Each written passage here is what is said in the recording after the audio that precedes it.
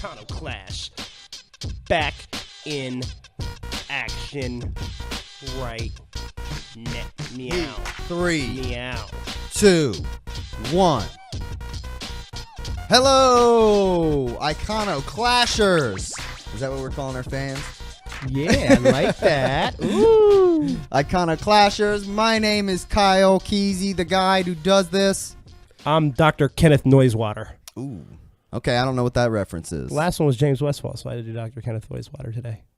Still don't know. You gonna tell, or is it gonna be a mystery? It's from Anchorman. Is it? He said, he's talking about his testicles. My left one's Dr. Kenneth Noisewater. The right one's James Westfall. I do remember that now. Yeah. Good shit, man. How you been? Sobering up still. Yeah, we were just talking about our chat last week, or when you were in Arizona on tour. Yeah, it was pretty fun. I mean, it was fun. I wish it was, could have lasted longer, but I honestly didn't have a whole lot to talk about. But you were all shit faced. You were all fucked up. Yeah, I seen. I mean, I could tell. Like, I was like, something. I just thought it was really cool that we could just even do like a little bonus podcast while I was gone. It was fun. Like, even more than like the content of it, I just thought it was cool that we did it. And I also did not know that you were going to put the TV. Yeah. I thought you were going to put me on the table. Yeah. Oh, yeah. I should have done that. I didn't even, I was like, yeah, I'm going to be on the table. I told all the other guys. And then all of a sudden I saw it and I was like, I'm on a TV. Like, it's in my spot. I was pretty impressed. I thought that was fun. And like the way it was on my thing, I was perfectly centered. And you kept telling me to move over. And I couldn't understand why. Yeah. And then when I saw it, I realized that the way that it was on the TV, it had me moved over. That's why. So, like, I didn't realize that when we did it. That's why I'm all off center. Yeah. I thought about putting you on the table, but I was like, man, that'll look all lonely here. At least if you're right here. No, I thought it was really cool what you did. I was like, oh shit, like this is all kinds of extra. So check out the YouTube video from our Arizona Skype-in episode if you want to check that out. Yeah, we got on TV. We had McNasty on there. Yeah, I think Bobby Cray was on there too. Cool cameo. I did. I felt a little awkward because you were like, "Hey, McNasty, he's your fan of yours," and I'll be honest, like I've heard a couple McNasty songs. I knew what it was. I was just like encouraging it. You know what I'm saying? Like, I should have done a little more homework on him since, but I'm sure I 100% know. I know that Sly is more familiar with him than you are. Yeah, I know I would like it. I honestly have never given the time. You would love him. He would probably be your favorite rapper. Really? I need to check him out. Like his whole thing, like everything is like,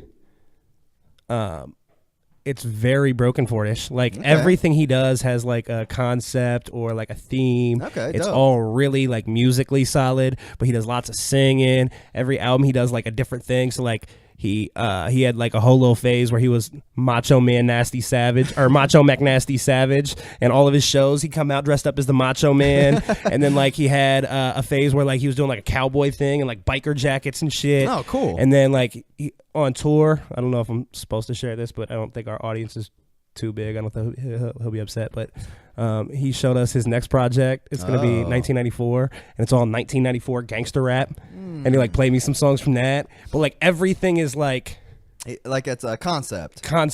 Everything is conceptual. He's so crazy, dude. He does so much wild shit. He got all these like crazy songs about like he'd be singing I buy shit to impress people I don't need. You know what I'm saying? Like, I buy shit I don't need to impress people or to impress folks I don't know. Like, just really cool concepts and ideas all the time. Like, dude's a fucking beast. And he's a great fucking rapper, too. Is he, what's his relationship to your guys' like group? Is he like kind of like a little bit of a part of it, of your like clique? He's a totally solo artist, and he's really more established than the rest of us. Sure.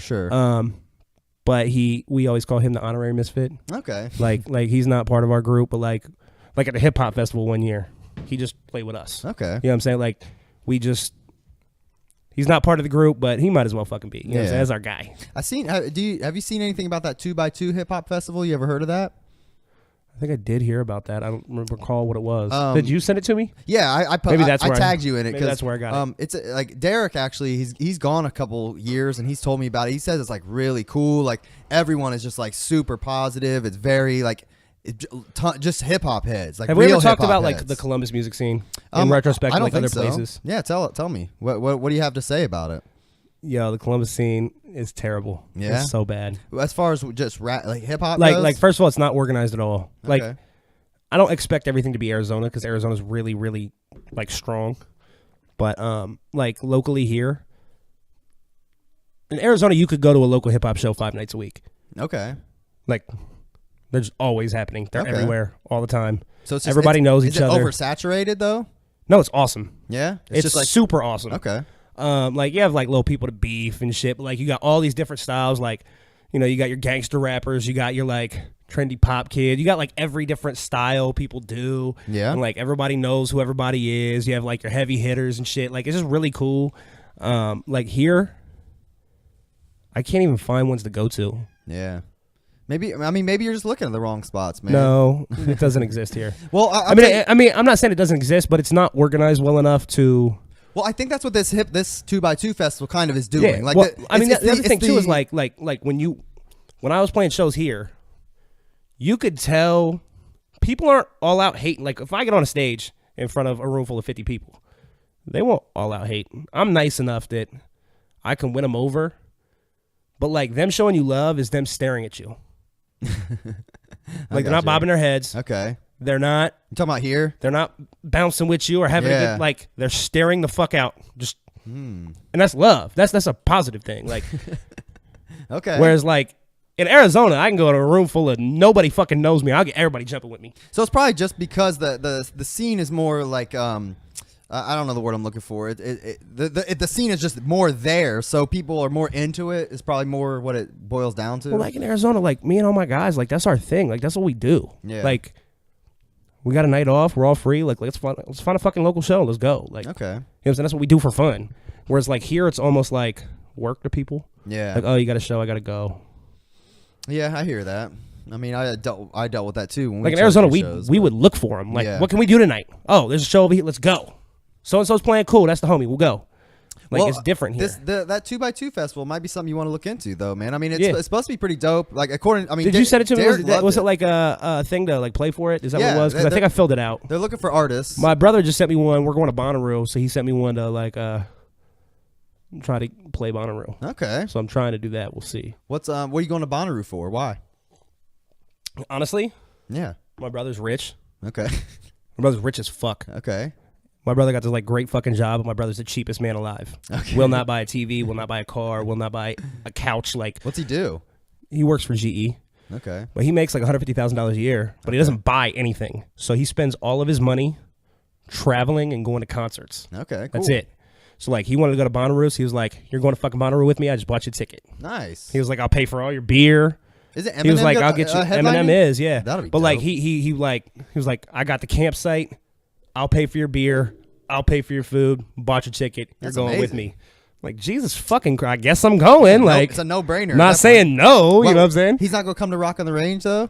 Does he care about that kind of shit? Or? Yeah, he goes to everything, dude. Yeah? But, like, because he's working now, he has to find things, like, he has to have the time off to go and things like that. So, everything has to work around his schedule. So, there's a lot of things he wants to do that he can't. It just depends, you know? Yeah, sure. But, yeah, my brother, he looks out for me. That's what's up, man. That's sweet. It's a good deal for me. Wish I had somebody like that. I'm very fortunate for my family. Hell yeah. But yeah. Yeah, I mean I like bragging to people. I'm like, yeah, man, Rob took me to fucking Blue Jackets game and we sat in his dad's seats. It was like front row center. Yeah. Like it was fucking sweet. Because my stepdad, he's been a season pass holder since Blue Jackets have been a thing. Yeah, and his seats are ever since I moved away. I've always been friends with him on Facebook, and we've always interacted on Blue Jacket stuff. Yeah, like for years and years now. Like, yeah, sweet. Yeah, yeah. I mean, he's a huge mark for that shit. I like him. Yeah, he's a good guy. I like him.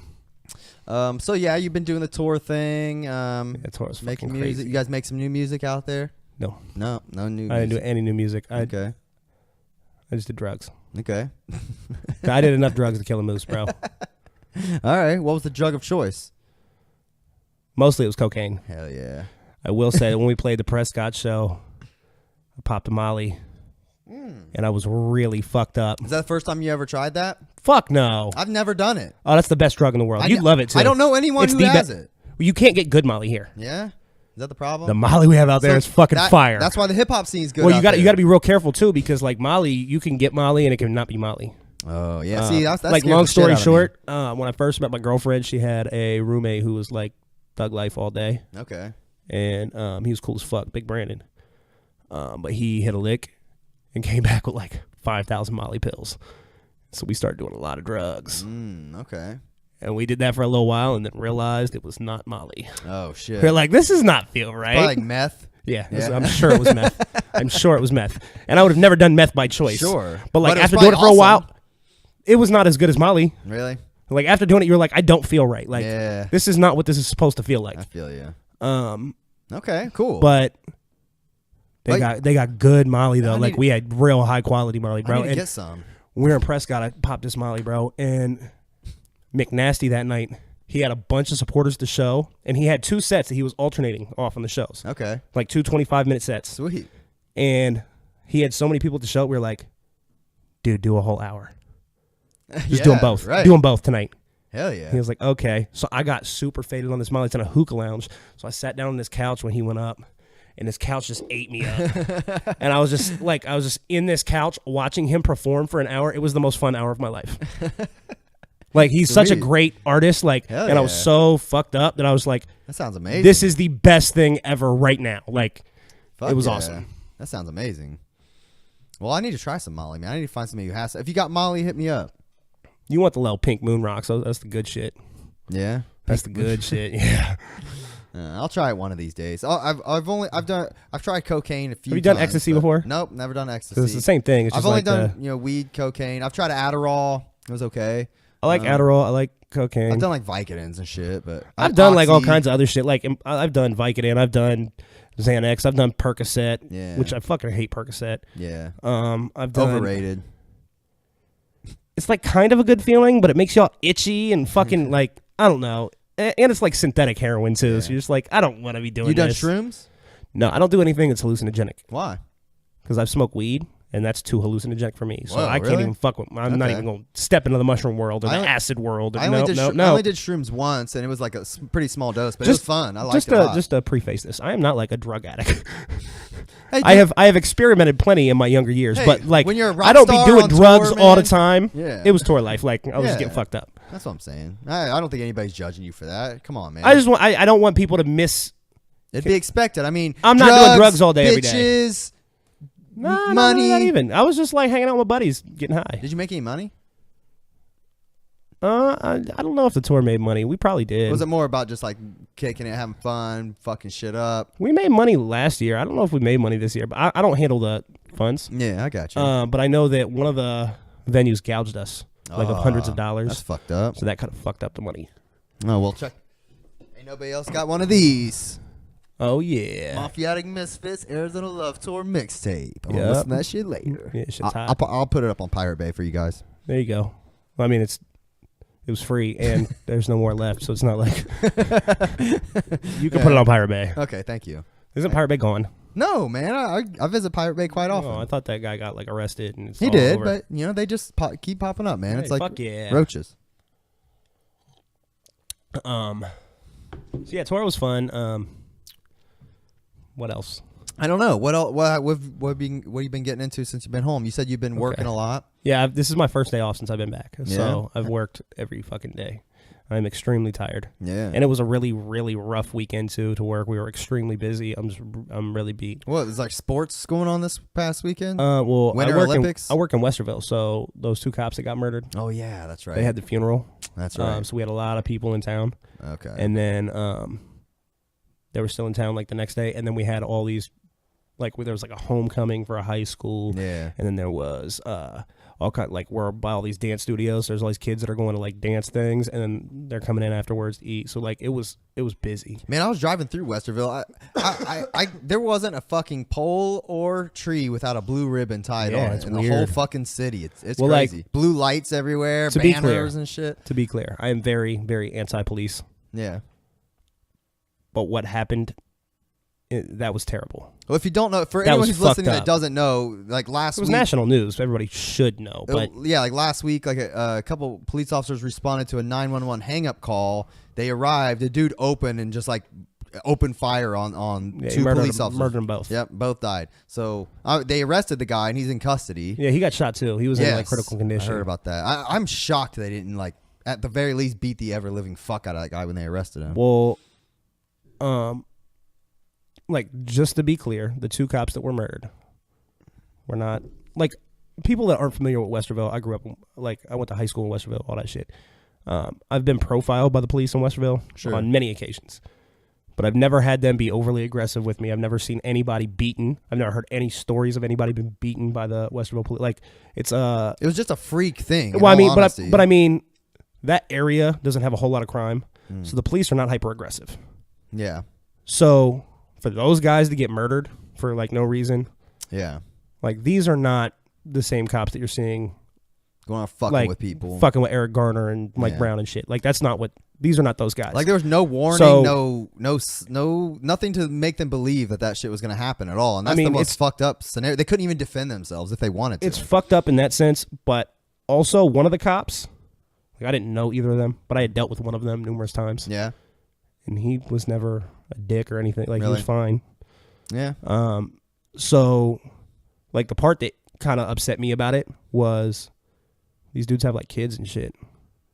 Like, I got little kids. Like, I can't imagine I left my kids today and I just never come home to them. Yeah, it's pretty fucked up. I know. I've been man, it's like I don't watch like any like doctor dramas or anything like that. But me and Tara have been watching this show called The Good Doctor.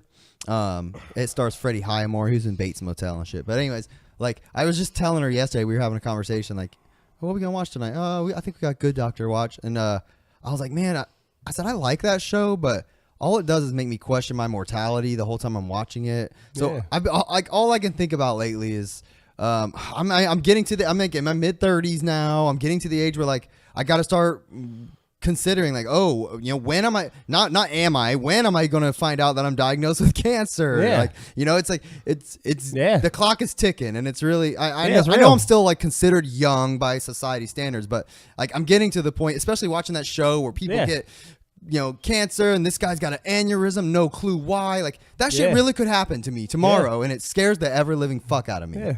I mean, you just can't think about shit like that. You just got to live your life. That's what I do. If they take me tomorrow, they take me tomorrow. I just got to make every moment I got count, and I got to make sure, like, I do everything to make sure my kids are okay. Sure. You know, it especially affects you, you know, when you're smoking, you know, getting high as shit, and like you're watching motherfuckers. You're watching these motherfuckers like find out they're gonna die, man. It makes you.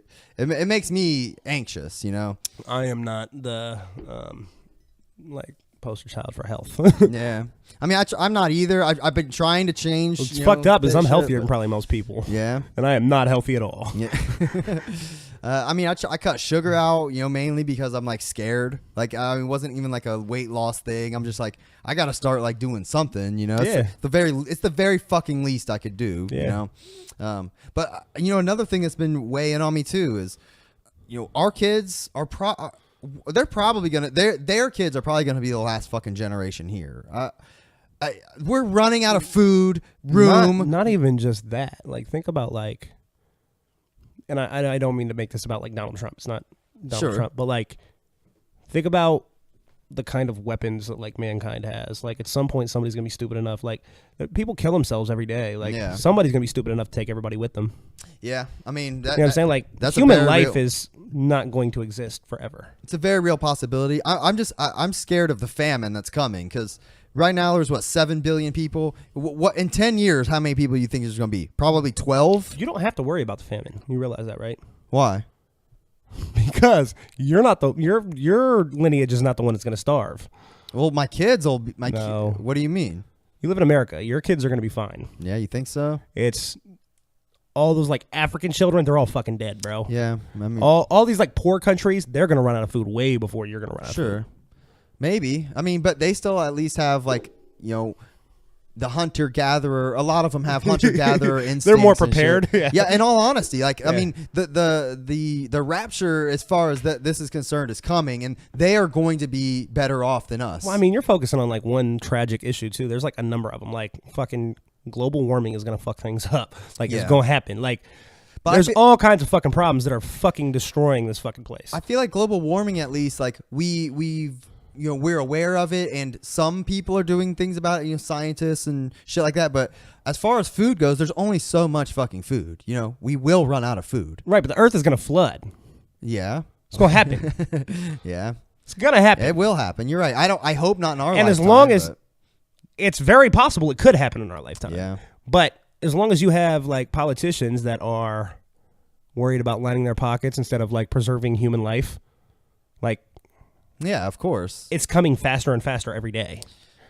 I mean, that shit literally. There's like a number of fucking problems like this in the world. It scares the shit out of me because I mean, I'm glad we're living I think we're honestly living in the best time. Like, I mean, we got the internet, we got TV, all these entertaining things. We got the ability, we got heat, AC, light, all that shit. Smartphones were some of the best shit that's ever happened in human history and the worst. But, See, I almost feel like the internet's made the world worse. I don't, but I really kind of wish there was no internet. No fucking way. The internet's been the best thing. Obviously, I'm saying that from our podcast on the internet, but I think it's the best thing. It's literally the best thing that's ever happened to the human race. There's so many great things about it, but it's brought so many fucking.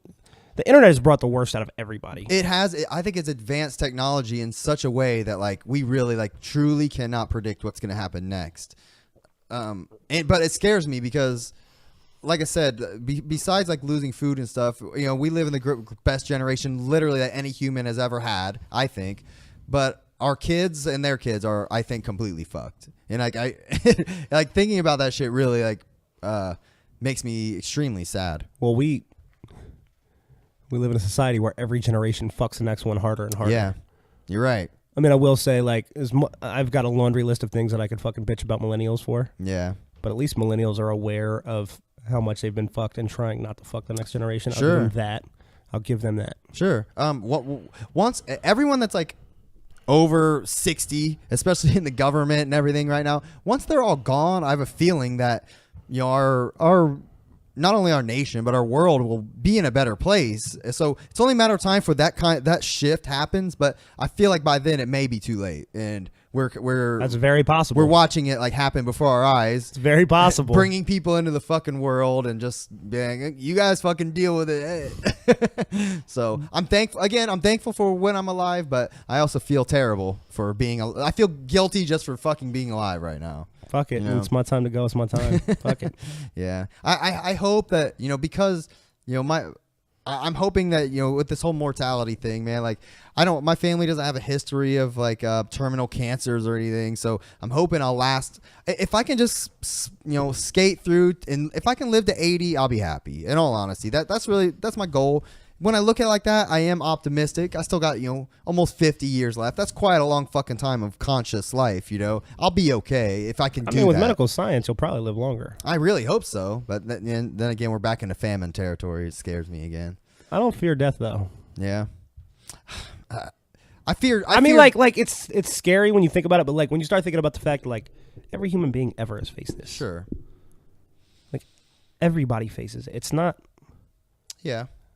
It seems like it could be the worst thing ever, but I don't know that it necessarily is the worst thing ever. Like I'm scared. It's the unknown that you're scared of. It's not death. Like I'm not scared. I don't think I'm scared to die or of dying. I'm just scared of it happening like suddenly and like everyone I know like being like fucking distraught about it. That's really what like makes me sad about it. Me myself dying doesn't bother me. Like them dying really scares the shit out of me. Dude, I have like nightmares about my kids dying and shit. Yeah, but like.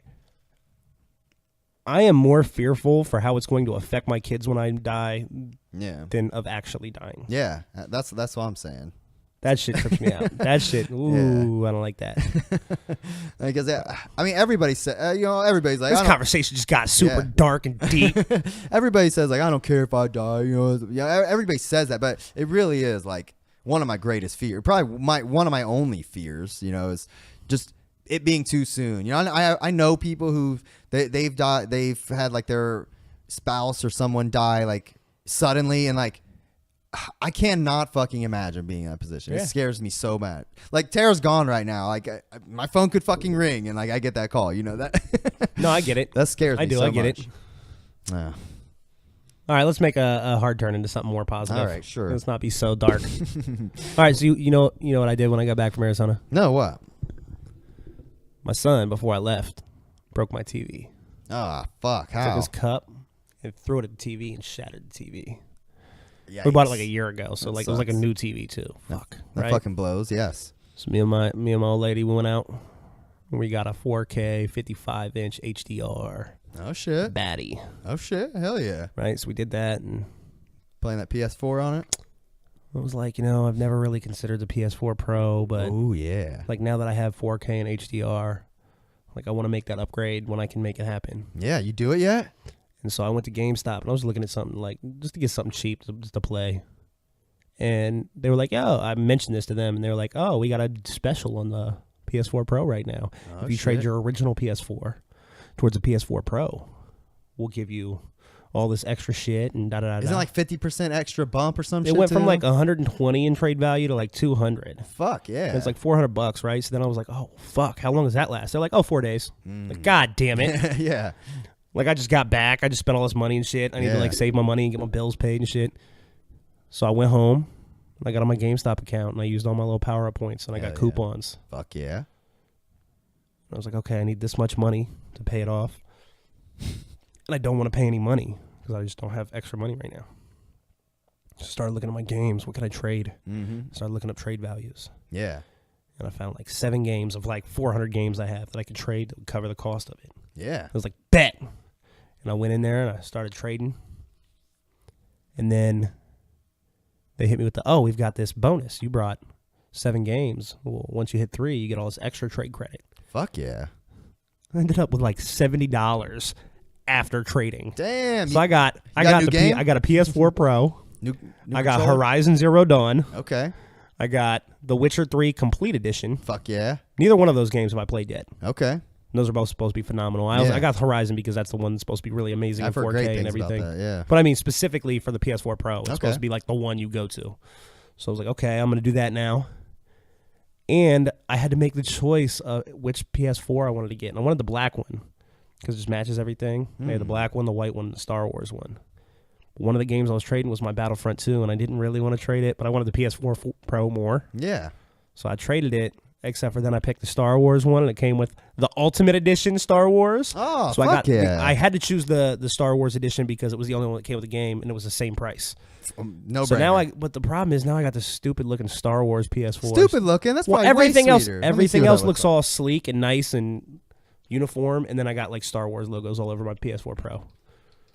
It's got like the Empire logo and the Rebel logo, and then like that right there. That's what it looks like. Oh, that's sweet. Let me show the listeners. I wish I could get like a skin for it to just make it black. Oops, not that one.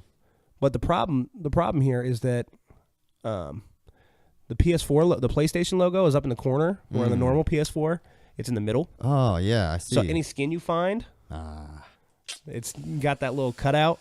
Yeah, so I can't even find a skin. Yeah, for I see it. like that right boom, there. There you go. So that sucks. But it's fucking cool looking. I mean, I bet you like if you were to resell it though, it'd be worth more. It might be. I just want it to look uniform in my. Ooh, they make a silver console. one too. That's pretty dope. That's the Slim. It's not a Pro. Yeah. Oh, okay. I got you. Yeah. That's fucking sweet though, dude. I mean, so like since I've been back, I've gotten a 4K HDR TV, 55 inch. I got a PS4 Pro, and 2.5 games, I guess, since I upgraded my Star Wars game to a nicer Star Wars game. I seen that GameStop like extra credit thing ends today. I was thinking about finding something to take up in there and getting some fucking credit, but I don't want to trade. I don't want to trade anything. The one game that I had to trade that I was really upset with parting was Mario. I had to get rid of Mario Odyssey, except for I've already beaten it and I'm not playing it. Sure. And they gave me $45 for it. That's pretty fucking sweet. Do you have an Elite Pro membership? Yeah. Sweet. They gave me $45 for it. Yeah, I was like, I can get this probably cheaper than $45 later. Yeah. Oh yeah. Fuck yeah. Like, I'm not playing it in the next. That's a good idea. Future anyway. You know what I'm saying? I should just do that shit too, because I've already beat it. My kids won't even fucking play it. My son will want to play it at some point. He's a little too young still for it. But we'll be modding it and getting it anyways. Might as well sell it while boom, it's boom, boom. while it's pricey. Maybe I'll do that today. I'll take that bitch in there, find some new games or something. I got a PS4 Pro and didn't pay anything. That's what's up. That's what's up. I might get a new controller. Like I had to trade in Skyrim VR. Yeah. But Skyrim VR was making me sick. I don't know that I'm really? Like it was really cool to experience just to see it in VR. Yeah. But like I don't. It's not there yet. No, I mean Skyrim wasn't made for it. Yeah. Did I tell you I played Doom BFR? I think you did on the last one. Dude, maybe. That shit was hot. That shit was unfucking believable, bro. Really? It didn't make you sick though? I think Doom in VR sounds like the #1 contender to make you sick, doesn't it? Yeah. It didn't make me sick at all. Really? No, it was super high speed. Like, it felt like Doom. It was like you're in it and you're like looking at all these giant like cocodemons and shit, and like it was unbelievable, bro. And it played so well, and it was so much fun. And I was so awestricken by how awesome it was. It was great. It's the best VR game I've played. Did you buy it? I did. I bought it when it was on sale for $20. It only retailed at $30, but like. Hell yeah. I had all these other games that I was a lot more excited for in VR. That is the best one. Really? That shit was awesome. It was really fucking good. Okay. So if I got one, I'm definitely getting that shit. It was phenomenal. All right. Yeah. I haven't. I started playing a new game. Not a new game, but I just got a wild hair at my ass. I was looking for like Steam games that I hadn't played. I started playing this game called A Flame in the Flood. Have you ever heard of that? Never heard of it. It's like an indie-ish game, I guess. But I remember watching a trailer for it, so I don't know how popular it actually was. But I got it in a Humble Bundle, I'm sure. But you're just like this girl, and you travel down this river on a raft, and you stop at little like islands, and they're very like small areas, but I'm pretty sure it's procedurally generated, kind of like No Man's Sky or something like that. But that game sucked, by the way. I hear it sucked. That game was fucking horrible. I was excited for that. That shit sucked. But on this game, I mean, it's kind of a doofy little game where you just stop at a little island. You can set a fire. You can cook some food. You can craft some shit. You can kill an animal. Loot some boxes. Get back. The goal of the game is just to get as far as you can down the river, pretty much, without dying. But I've been playing it. It's pretty fun. I've put probably like 7 or 8 hours into it over the past week. Try it if you. Well, I feel like I got sounds interesting. I got so many games now that like I don't have to buy any games for a while. Yeah. Like I definitely want to get Far Cry 5 when that comes out. And I definitely want to get A Way Out when that comes out. I'm getting Sea of Thieves immediately. That game looks fucking incredible. Looks cool. I'm also going to buy the badass Sea of Thieves controller that's coming out. Dude, the Sea of Thieves controller looks really nice. It's the purple so tight. and like green. Yeah, it's amazing. Yeah, I saw it and I was like, damn, that looks nice. I'm 100% buying that shit. But like the next ones on my radar are Far Cry 5 and A Way Out, which both look awesome. A Way Out, what's that? It's kind of like this 2-player game, but you have to play split screen. You can't play by yourself. Oh, I have to play split screen. Yeah, I you definitely break out of a prison. Fuck yeah! It's like a story-oriented game, and it looks really good. Is that going to be on? Is that cross-platform? I don't know. Or is, I mean, I don't even know what everything. Like, I think is Sea of Thieves only Xbox? I don't. I think I could it is. be wrong. It might. Yeah, it might be. I think it is. Like, I have everything now, so I don't even pay attention to the platforms anymore. Yeah, I feel you. Look, I like the gold trigger. Like it's a gold tooth. Yeah. That's so fucking. I think it's such a pretty controller though. Yeah. That's a really good one. And I usually don't like the little individual controllers. Like, I hate my little Star Wars PlayStation controller. I hate that shit. I feel like. What about that goofy-looking Resident Evil controller they released for, like, the PlayStation 2? You remember that shit? No. Did you ever see the chainsaw controller that they had? Yeah, that was amazing. Resident Evil 4? That shit was badass. If I saw one of those somewhere, I'd buy it. Yeah, like just as like a retro collectible. That is fun. Maybe boom, there it is, right there. Yeah. You got it. It came in like a cool little box. That thing was fucking sweet. Look at that. That shit is super tight, bro. That is dope. The one I'm thinking of has like maybe it's Resident Evil 3. I don't know. It has like an eyeball and shit. Probably Resident Evil 2. Resident Evil 2 was the one that was the eyeball. That one's pretty fucking sweet. It's not bad. It looks like a custom one. Yeah, I don't know which one I'm thinking of. Oh, that one has an eyeball. That one has fingers on it. Shit, that's pretty ugly, bro. I'm going to be honest. That's an ugly fucking controller. There's no way that's official. No, I'm sure it's not. Yeah, that chainsaw one's so fucking dope. Umbrella with the sticks there is nice, too. Yeah, this one? Yeah. It's nice. I like that. All right. Well, I can't find that other one. So the chainsaw one I just want is like just to put on my shelf. Yeah. Oh, you're out of the mic. There you go. You need to fix it. Yeah, that would be amazing. I didn't know they made 2 different color ones, though. But yeah, Sea of Thieves though. That's where it's at. I'm definitely 100%. That's probably the next game I'll buy. What about Far Cry? I probably won't get that. I mean, it looks cool. It looks so good. It looks cool. so fucking good, bro. I mean, if I'm getting Sea of Thieves, I'll be playing the fuck out of that more than that. Plus, I don't have that much time to play games anyways. You know, it's hard for me to. Far Cry 5 looks like one of the best. Think so? Yeah, I think it looks fucking great.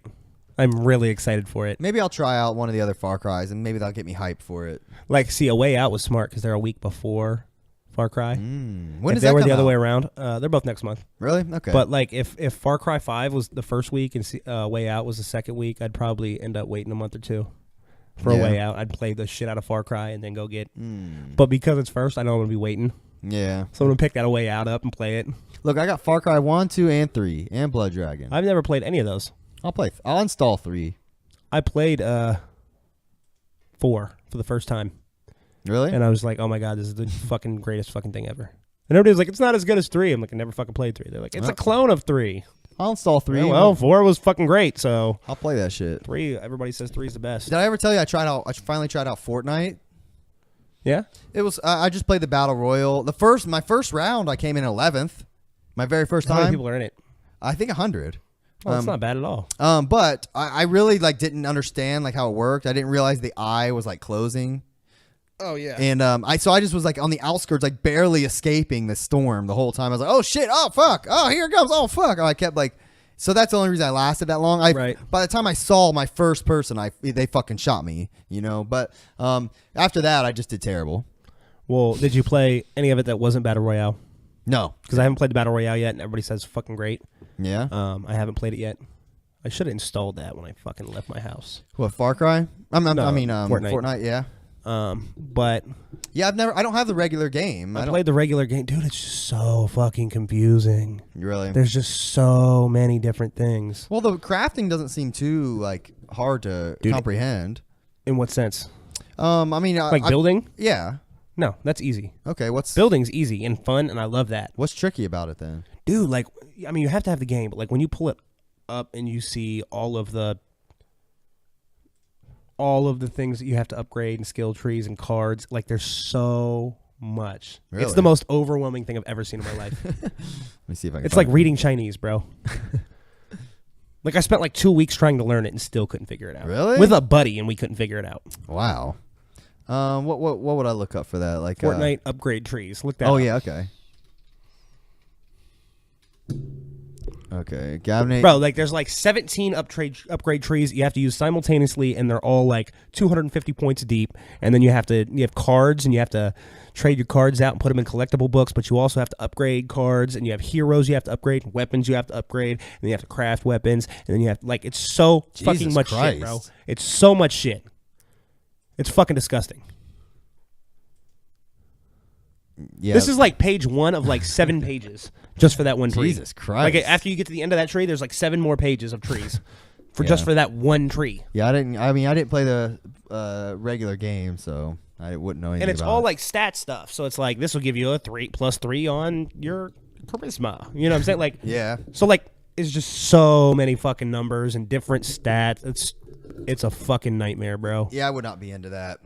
I was just telling my kids, I've talked about it before, but are like, I want to play the Battle Royale though. That shit looks fun. Yeah, it's pretty cool. My kids are like obsessed with gaming and shit, obviously on the computer. I was just telling Kylie earlier, she's like asking me to download some game. I was like, no, you know what I'm gonna do? I'm about to download League of Legends. Okay? I've never played that, and I know a lot of people that love that shit. Yeah, I mean it's like one of the most popular games ever. Is it only PC? Yeah, yes. I said I'm about to download that, and I'm gonna learn how to play it with you. Okay, and you because you're young. You start now. By the time you get to be a teenager, you'll be so good at those fucking games. You'll be making all kinds of money playing it. So I'm going to be like a dance mom. I'm going to be like a game dad for my kids. I like that. Yes. Game dad. That's my goal.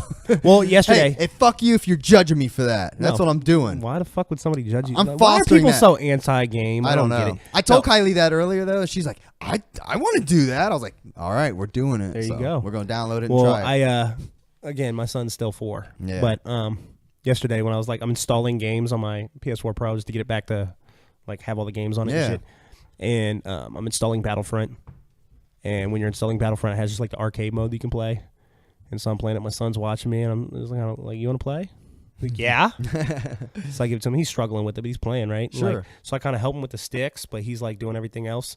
And he killed like 6 people. Fuck yeah. That's all it takes, man. He's so addicted. Today, when I got him up to bring him to his mom's house to come here, he's like, can we play Star Wars? I'm like, I gotta go. Like, we can't do this right now. Please, can we play Star Wars? Like, later when you come back to my house, we can play again. But like right now, we can't. I mean, Kennedy's like the same age, and you know, like he woke up. That was the first thing he said. Star Wars. Can we do that?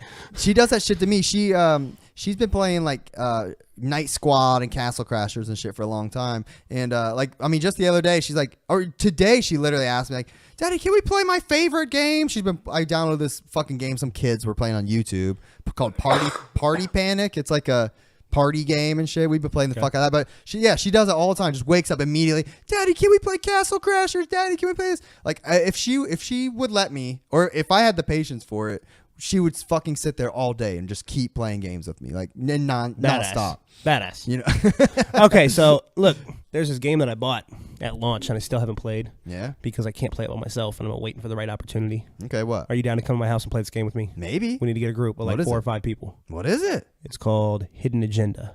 Okay. Pull it up. Hidden Agenda is made by the people that made Until Dawn, which I fucking love. They made The Impatient, all that. But Hidden Agenda is this game. It's kind of like a movie. Okay. We have to make decisions and shit and see how things play out. It's like cops and a serial killer or something, and there's like story, plot twists and shit. You can play it by yourself, but that kind of ruins the fucking fun of it, because once you know what happens, you know what happens. The whole point is everybody downloads an app on their phone to play it. You ready for this? And you have to make decisions. Everybody votes. Oh, that sounds fun. But you have little secret like objectives that you have to do that is your hidden agenda. Fuck yeah. And everybody else has to figure out who's got what hidden agenda and shit, so nobody else can see what you're doing. Oh, and it looks sweet. so fucking fun. And I bought it day one and still haven't fucking played it because I haven't been able to get people to come to my house to play it with me. Dude, I'll definitely come over and play that. Like I said, I can play by myself, but it takes all the hidden agenda part out of it. Yeah, no. And once you know who the killer is and shit, then it like... Yeah, that looks sweet. I mean... It like ruins it. And then when I play with you guys, I know what happened. You know what I'm saying? Like, yeah, that looks amazing. I played like there's some card games that are similar, like in structure, essentially. And that kind of shit's so fun, man. Like, I know I can get Tina to play it. Yeah. But you need 4 or 5 people to have like a real good game. Just have like Tara down to do it? She would come. Okay, so as long as we can find somebody to get rid of or some way to get rid of the kids. Yeah. Like, let's like make a thing. Let's do it, dude. I'll definitely come. I own it and still haven't played it. My buddy Richard invited me over. I went and played games at his house the other night. It was fun, like just board games and shit. But yeah, I like trying to, even little shit like that. I have you ever heard of like the Jackbox Party Pack games? Yeah. I have all those on I'd play that Xbox. shit. It's so fun. I'd play that shit. We play the fuck out of that every time we have I never people have people over. at my house, so like... Yeah. You gotta invite some people like, over, I like man. that kind of stuff, but like I just never have people at my house, so like I never do it. Have like just a barbecue, man. But like when I saw the Come. like preview for that game, I was like, oh, I gotta have this immediately. Yeah, like, that looks awesome. Great. I've never heard of it, but that looks really sweet. Well, and the company that makes them, like all their games are great. So like Yeah. I know it's gonna be good. I'm definitely into that. That's if I had a PS4, I would 100% have that game. I got it. I just haven't played it yet. Well, that's dope. And there's been a few times where I'm like, should I just play this? Nobody's ever gonna come over here. Yeah. But I'm like, no, I gotta save it. And there's another game that I want to get for the PSVR that we can play as a group. I'll get it. Really? We can do it the same day. How do you do that? You trade the headset around or something? Look it up. It's called Keep Talking and Nobody Explodes. Oh, okay. But I'm going to get this. But I have avoided buying this because I know it's going to be just like Hidden Agenda, where like nobody's going to come over. I can't play it. The way this game works is one person puts the PSVR headset on, and they're in a room with a bomb, and they have to defuse the bomb. Okay. And the bomb changes every time you play. It's generated different. Everybody else has to get online. There's a book online. It's like 45 pages long of how to defuse the bomb. You have to figure out all these different variables and figure out what they have to do. So the person in the room has to describe what the bomb looks like to everybody else, and they have to go through and tell them how to defuse it. So you have to be like, all right, how many wires are there? Okay, there's 4 wires. What colors are they? Blue, yellow, green, and red. Okay, cut the red wire. Do you have to print that out, or does it come with it? No, you can do it online. Okay. One of the most amazing party games I've ever seen. But it looks so fun, bro. Well, like you have a time limit before the bomb goes off, and you have to defuse it before it blows up. That's awesome. And it looks super fucking fun. There are games like on the Jackbox Party Pack that are kind of similar to that. Like there's one called like Bomb Team or some shit, and like everyone, because with that game everybody has their phones in place, just like what we're talking about. But on that one you have to actually like shout out, like it'll say on like one person's phone like, okay, push the blue button, and you gotta say, all right, push the blue button, and only one person has the blue button, so they're like, oh, okay, and like so you all gotta like yell at each other, very tight. I like and you that. gotta like a time limit. So there's some games like that and shit on there. But yeah, like this, I love it. I love stuff. that one person's in the room That with is the bomb, dope. and everybody else is like in the FBI van telling them what to do. Like that's just such a cool concept. You just pass the headset around. What are you doing, everybody. man? Why aren't you having game night if you have these sweet ass? I know, right? I should be having game night. We need to get a game night group. All right, We can get like a group and just have game nights. I'm fucking there. Yeah, we need to do that. Seriously, man, I'm in. We've had game nights here a couple of times, and I can get Bobby Cray to come too. He'll do that. Yeah, dude. Yeah. Even if it's if can't get a sitter, I'll fucking come, man. I'll hang for a few hours. Fuck Tara. Fuck Tara. Hell yeah, but besides that, yeah. Look, you see, he's looking at like all the different pieces of the bomb and shit. Yeah, he's like moving it around and shit. That's really dope. That looks so fun to me. You have that game too? I haven't bought that one, but it's only like $20. I'll get it. Like if we want to do it, I'll pony up the dough. It's not a problem. Fuck yeah. But I have the hidden agenda just sitting and waiting for me. Yeah, definitely. I like go through my library and it's staring at me every time. Like, you haven't touched me. Hidden agenda and keep talking. Yeah. Check that shit out. If you're on a PlayStation. Dope. Looks really dope. Well, what else, man? Shit. Kicking it? Just kicking it? Just kicking it. Well, Judo. Been doing anything else, man? Working? We've been playing video games. Yeah, I'm trying to get a new job too. Yeah, you're just talking about how much money you're making, man. Come on. Yeah, but I can go get another serving job and make a bunch of money too. Yeah. I hate my boss. Oh, man, that kind of shit sucks. It sucks when like the work isn't bad, but like the people are. We have my GM is awesome, and I have one boss, like another manager. His name's Lance, and he's awesome. And then I have one boss named Peggy, and she's a real cool person, but she's a fucking nightmare boss, and she's a bitch, and I just. You're putting it out there, man. I don't give a fuck. All right. And then we got a new boss that just transferred to our store. And the first shift that I worked with him was my first day back from vacation. And he fucking bold-faced lied to my face. Oh, and he thought I didn't know. Oh, shit. Yeah, I think we have like 7 or 8 people that we just hired. They're all brand new. Yeah. So he hadn't seen me because I've been on vacation. So I think he thought I was one of the new people. And he told me something. And then I asked him a question, like trying to be snarky. And he smooth lied to my face like, yeah. I was like, oh, you think I'm one of these new people and you just lied to me to get what you wanted. Wow. What's he trying to get you to do? It's a insignificant thing, but basically I asked him, he was telling me to do something at work and I was like, does everybody here do that? He said, yes, everybody. And I know for a fact nobody does that. And I was like, that shit sucks. You're a fucking liar, bro. I've had a couple jobs go south. So I've been walking around calling liar, liar at work. Yeah, liar, liar over there. Yeah, that always sucks when somebody comes in and fucks up like what everybody was cool. Well, other than that, he's like seems like a nice guy. So everybody else thought he was cool, and I'm like, you see, this guy fucking lied to me on my first shift with him. That means like if he and it's about something small. So like that tells me if you'll lie about that kind of shit, you'll lie about anything. He'll be cool at first, but man, give him like 3 weeks, it's gonna be over, man. No, fuck you, liar, liar. It's gonna be over. I'm smooth, like waiting like for a casual opportunity because I'm just me and I just do kind of my thing. But like I'm waiting for that like casual opportunity where I'm just having a normal conversation with him because I haven't said anything to him about it yet. Okay. I'm waiting until he says something. I'm like, yeah, you're a liar, bro. And I'm gonna say it super casual. I'm like nothing. I'm like, oh yeah, you're a liar. He's gonna be like, wait, what? I'm like, yeah, you lied to me. Oh shit. And I'm gonna act totally normal about it and just make him super fucking uncomfortable. And I'm gonna enjoy every fucking second of that. You're gonna get all in trouble, man. I'm gonna get in trouble. Fuck him. I mean, that's like the beauty of like being halfway mentally checked out of your job. Like, I know that job is replaceable and I can go get another serving job anywhere. That's true. So like, if they fire me, I'm just gonna be like, okay. Yeah. Not hurting my feelings. Like, I'm gonna be fine. Yeah, that's true, I guess. Yeah, I mean, I luckily at my job, like, I don't have to deal with that too much because people don't like breathe down my neck and shit. But so you have like a normal job, like being a server. Like, I can have the same job that I have now at a different place. Same day. Yeah. Same day. Yeah, that's... So, like, I don't have to worry about job security. Like... Doesn't matter. I show up. I don't call out. I'm on time. Yeah. That's enough to not get fired at, like, 99% of the jobs in the world. Like... That's true. Every job I've ever been fired from was because I was late too many times. Yeah, not me. I've been fired from some jobs, but they were like... It was like I quit, but I didn't do it the right way, so it was technically fired. But I was like doing like the most. I got you. I had like a Chinese job where like they were paying me under the table. Yeah, I remember that. And they had this big like electric sign that I had to put on my car when I was delivering. And they just bought it like the same week. And when payday came, they were like, "We don't have the money. We're gonna have to pay tomorrow." I was like, "That's not how this works." And the next day I came in, they're like, "We still don't have the money." Oh shit! Pay tomorrow. And I'm like, okay, well, this is the last pass you're getting because I got bills. Yeah. The next day I came in and they didn't have my money, so I said, okay. I went out and I got the electric sign. And I came in the dining room where all these people are eating shit. I smashed the fucking sign on the floor. And then I walked around the counter and I opened the register up and I counted out exactly how much money they owed me. I was like, all right, this is the money you owe me and I'm taking it. And I quit. And you can. I was like, you can call the police for me smashing the sign or taking the money out the drawer, or whatever you want. You could do that, but you're paying me under the table. So if you do that, you might be in a little bit of trouble. You got not to mention the fact that you owe me this money. It's mine. I was like, you're lucky I'm not taking the rest of it. What'd he say? They didn't say shit. They were after I smashed the sign, they were like about to shit their pants.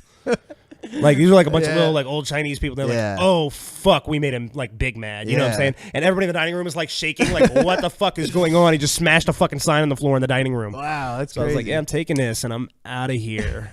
And then I went out and I sat in the car. Yeah. I was sitting in the car for a second just thinking about what happened. I didn't leave. I didn't like pull off or anything. I'm still sitting in the parking lot. And the lady that was like my manager, fucking hated this lady, but her husband pulls up. And he like saw me sitting in the car and he walks over and knocked on the window. I'm like, what's up? He's like, are you okay? Just sitting in the car. I'm like, I'm cool. He's like, all right, you going inside? And I'm like, nah, I quit. He's like, okay. So he had like no idea what went on. So he went back inside. I left. Later on that night, I was at a Blue Jackets game. And they called me and they were like, will you please come in and do these deliveries just until we can find somebody else? We have nobody to do them. I was like, oh, yeah, cool. I'll be in there tomorrow. Never went back. I just told them that so they wouldn't get somebody else just to fuck them even harder. Yeah, no, I'm with you. Yeah, that was like my one really cool quick job story. Like I smashed the sign. That's awesome. That's amazing. Fuck y'all. I was angry, bro. That's a great story. Y'all cannot not pay me 3 days in a row. Like, bro, the only way that story could have been better is if you're like, all right, cool, I'll make your deliveries, and then just went in and took all the Chinese food and then just ate it with all your friends and family. That same restaurant they used to like. Mind you, I'm generally a pretty good worker, but this job like dicked me on the regular. Yeah. What were you like 16, 17, 18? I was like 18, 19. But at one point, they were paying me $4 an hour under the table. Get fucked. Well, I was making tips too, but they were paying me $4 an hour under the table. Okay. But I'm working like fucking 60 hours a week too, so that's like still pretty substantial amount of money. Sure. But they wanted me to go when we were slow, take this big giant box of menus and go like to parking lots and put them on doors and shit. And I was like, you're paying me $4 an hour. Yeah, no. And like they would have me like go try to like wash dishes and shit when nothing was going on. I was like, you're paying me $4 an hour. I'm not doing this. Yeah. So they gave me this big box and they were like, all right, we need you to go put these while we're slow. I was like, okay. And so I walked out with that big box and I drove right around to the back of the building, threw them in the dumpster, and went home for 2 hours. And then I came back. I was like, yep, did that. And they're like, yeah. I was like, yep, I'm done. I mean, like I would feel bad, except for like you're trying to do too much at that point. Like you're paying me $4 an hour, and the sad thing is you're not paying me for that shit. You need to pay me a real. You want me to do that shit? You need to pony up a real wage. You know what's sad is if you weren't there doing it, they would just have like a 12-year-old in there doing all that shit for free. You know? Yeah. Every time you go to those fucking little Chinese spots, they're just full of little Chinese kids doing all the work. They're all family owned. Yeah. And that was the other thing is too that. Because I worked at 2 different Chinese restaurants. That one specifically hated my guts. Really? Because I was Japanese. Oh, shit. And they were super fucking racist against Japanese people. And the only reason they even hired me was because they had nobody else. Wow. So they like super fucking rude to me and mean to me all the time. Oh, yeah. Like, I was supposed to get a meal every day. Yeah. Except for they would try to like make family meals and give me part of the family meal. And I was like, I don't eat this shit. Like, I'm a fucking vegetarian. I don't fucking eat pork. Like, what the fuck are you doing right now? And then, like, one day I tried to, like, order a meal and take it home to my mom. And they were like, no, you can't do that. It's for you. And I was like, fuck, I can't. Yeah, get the fuck out of here. Like, you owe me a fucking meal. It doesn't fucking matter who the fuck eats it. It's mine. It's not yours. I can give it to whoever I want. What's your policy at your current job as far as, like, eating food? My policy at my current job is I do whatever I want. Okay, that's not the restaurant policy. That's my policy. So you just eat like if you're I do whatever I want. Make some shit. Now, mind you, are you allowed to go back there and make your own shit like as a server? Yeah. Mind you, I really respect my GM. Okay, I do. I have a great deal of respect for him. So I don't steal. Sure. Which I would if I fucking hated him. I would steal. Okay. Just put that out there. I would do that. I don't care. Yeah, I've done that. But I have a lot of respect for him. So I will not overly fuck him. But I generally do whatever I want. I keep myself reserved for the fact that I respect him, and my other boss, Lance, when he's the shift manager, I behave better because I respect him. Okay. The other bosses, I act the fuck out with. So that means you will just go make your food, or I was specifically interested in Like what's the policy? Basically, every shift that you work, you get 50% off your meal. Oh, okay. You don't get any free food at all. Like supposedly, I mean, we eat stuff. They don't bitch. They don't bitch. Like if you take a breadstick, they aren't bitching at you. Okay. You know what I'm saying? Like, but if you go back there and make like, they might be like, "Hey, did you ask for that breadstick?" You'd be like, "My bad," and they'll be like, "It's cool. Don't like ask next time." But you can't go back there and make like a big ass burger and a shake and like be like just out on the floor. No, but like a lot of times our manager, like if you have a rough day or something, your manager will offer like, "I'll buy you dinner day." Like, you know what I'm saying? It's cool. They'll take care of it. Like they're pretty cool about shit. Again, I do whatever the fuck I want, but I do respect my boss enough that I don't want to like be killing his food costs and making his life hard because I like him. Well, I don't know how the policy is at like most restaurants, or I mean, most places I work, I kind of do whatever the fuck I want. Yeah, same. But I'm usually a good enough worker that they'll tolerate my shit a little more than the average person. Yeah, I'm in a similar boat most of the time. But when I worked fast food, we literally just ate all day, nonstop, whatever the fuck we want. Picked nuggets, fries, whatever, made sandwiches, wasted shit. Who gives a flying fuck? That's the other thing too is we have like a lot of shit. Like this came out wrong, it's sent back. Yeah, like fucking yesterday. Oh yeah, they had an order of coconut shrimp, and the lady wanted fried shrimp. So I sent it back, and they were like, "Yeah, eat that shit," and it was fucking good. Hell yeah, that shit was real fucking good. Yeah. But I had like a whole platter of coconut shrimp. Take that shit. Fuck yeah, that's amazing. Yeah, that's worth it right there. But I mean, like that shit happens all the time. There's all kinds of shit. They're like, "Yeah, you can have that." Like that's pretty cool. Yeah. All right, I've been curious about that because I know I've heard they're not Nazis. They're not Nazis. I've heard people say like some you get jobs one meal and that's it. I mean, we'd be making fucking pounders and shit when I worked at McDonald's. You know? Some jobs will be real crazy about shit, but like my job, they're cool about that. Okay. God, I can't. I mean, if you knew the amount of shit I just wasted when I worked places like that, dude. When I ran the pizza restaurant, I had like this homeless guy that would sneak in every day during lunch and pull people's leftover pizza out of the trash. Oh yeah. And I like yelled at him twice, like, dude, I cannot have a homeless man fucking going through my garbage can in the middle of the dining room during lunch. Like, what the fuck? So finally, this dude came in one day, and I like ran outside and I grabbed him, and I was like, "Yo, dude, check this out. You have to stop doing this. But I get that you're hungry. I understand that. Like, if you wait until 3:00 when lunch rush is over, I will buy you food. Yeah, sure. Come in here. That's what's up." And so then that dude used to come in every day at 3:00, and I would give him a whole pizza, like whatever was left over. Like, because our pizza, we were allowed to hold the pizza in the window for like an hour before you had to make a new pizza. Sure. So I would give him like a whole pizza every day. That's like, bro, sweet. It's cool. Like, I have no issue helping you out.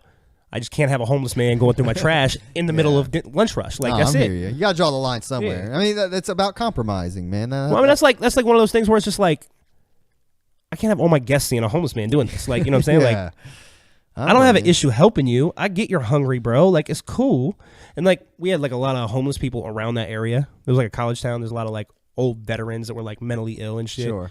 And so every time we had a pizza, we had to throw out. The owner always wanted me to just throw it away. You can't give this out to people. Fuck, I ever did that. I used to always take that shit out and give it to homeless people. Dude, listen, when I worked at Blockbuster, we would get like a report like once a week or once a month or whatever. And I was like a shift leader at some point there. We would get like a report that would just say, you know, these movies, we'd have to pull them off. And like, you know, we would normally pull them off and like put them up for sale or whatever. Some movies, they would literally say, pull them off and destroy them. We're like, what? They literally just wanted you to break the discs, tear up the paper, and throw it in the trash. Why? Just so people couldn't have them? Yeah. So they had to keep coming to Blockbuster? Yeah, I guess. Like, it was usually... So you took them all, right? Yeah, of course. It was usually some dumb bullshit, like movie, like softcore porn that was, you know, straight to video or whatever, you know, but... So then when you went to Kyle's house, he had a little bookshelf, and you pulled the book out, and the staircase would go down, you go down there, and it was just like a fucking... vault of softcore porn. I still have some of them, honestly, from Blockbuster. Thank you, Blockbuster, not Best Buy. But yeah, like I still have some. All my VHS tapes. It is shocking the shit like we would get away with when we worked at Chick-fil-A. We would our buddy Nick, he's been on Keezy's show a million never times. had Chick-fil-A. You never have? You're doing yourself a disservice. I refuse to have Chick-fil-A. Well, don't get me started. But bigotry. Fuck that. It's worth it. Everybody's got chicken. I don't need to go to Chick-fil-A. I don't care what Chick-fil-A says. I'm eating their chicken. You know, I don't care who they say. Fuck Chick-fil-A. If they say like fuck every white person, cracker ass bitch, you know, motherfucker. I don't mind when people are racist against white people. Well, of course you don't. You're a left wing. No, I just think it's whatever. It just has more to do with like you don't think it's like hilarious to hear white people bitch about racism. I think it's like the funniest shit ever. I don't think it's hilarious. I think it's like I don't condone any kind of racism, but like just it's to hear hilarious. A privileged group. You know what's even to more sit there annoying? And bitch about how unfair things are for them. Sure. I just think it's the funniest shit but ever. How often do people do that? You know what's even more annoying is hearing do what? How often do white people bitch about how hard they have it? Hello, do you live in America? Every fucking day. No, everyone's an alt left fucking hippie now. Dude, you live in Ohio. There's a lot of dumb rednecks here, bro. Yeah, I know. That fucking bitch and bitch and bitch about how unfair things are for them. Well, you cannot possibly be this like I think delusional. It's more cliche anymore. It's more cliche, and it makes me roll my eyes more when I hear like a white person trashing on white people. I'm like, all right, we get it. You have fucking white guilt. I understand, but I don't have fucking white guilt. But white people trashing white people is even dumber than whatever you're saying. How do you figure? White people suck, bro. Okay, I mean some, yeah, but some black people suck. Some Muslims suck. Okay, again. I'm being like halfway snarky when I say this shit. I got you. I don't like wholeheartedly mean this. Yeah.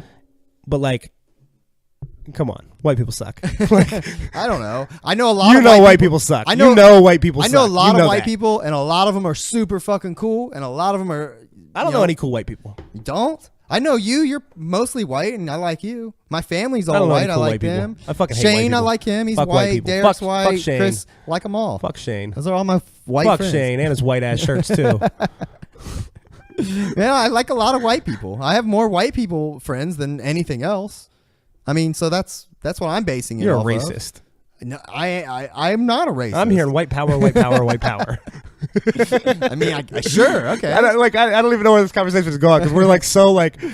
Yeah, out there. Like I don't even know if there's a message to take from what we're saying right now. You interjected with the fuck white people, with the social justice warrior basic bitch comment about white people, a white person who hates white people, and it's just a cliched but you don't think fuck white boy people thing suck? to say at this point. You don't think white people suck? No, like I just said, almost everyone I know is white, and they're all pretty cool. Think about what white people are responsible for. You're pulling out individuals. Yeah. I'm not talking about individuals. White people in general? Well, who are we calling white at this point, I guess? Are Christopher Columbus and them white? Because those motherfuckers suck balls. I hated all of them. Fucking white people. See? But case in point. They're from Spain, though. Are they white? They didn't speak probably English. Spanish. But like Europe gets hazy because like white doesn't really exist. Yeah, you're right. Caucasian, I guess, is what we're talking about. Caucasian doesn't really exist. Yeah, there's people from the Caucasus area or whatever. Italians, are they white? Yeah, I don't know. I mean, I think most people see Italians as white, and I think Italians are probably closer to black than they are fucking German. Yeah, I think most English. You know what I'm saying? Like most English speaking, peach skinned people is what I would call white. But I mean, German's white, right? Yeah, I guess. English is white, right? But I would call them German before. But English is white, right? Yeah, it's weird. I know. Swedish. Where do you draw the line? It's tricky. Finnish. They're all white, right? I agree. They're not the same. Russian, that's white, right? Is it? I don't even know if Russian's white. But there's all the stands. Is all Russian those people Asian? Brown. Those people, they should be, because that's Asia. See, this is why all the white is dumb. Black is dumb. All the southwestern Russian countries, Eastern That's the European. other thing too. Is like black is different too. Like the same rules don't apply to black that do to white. If you have dark brown skin, you're black. That's the. But I mean, like when we're talking about white, like Irish and German are totally different. Yeah.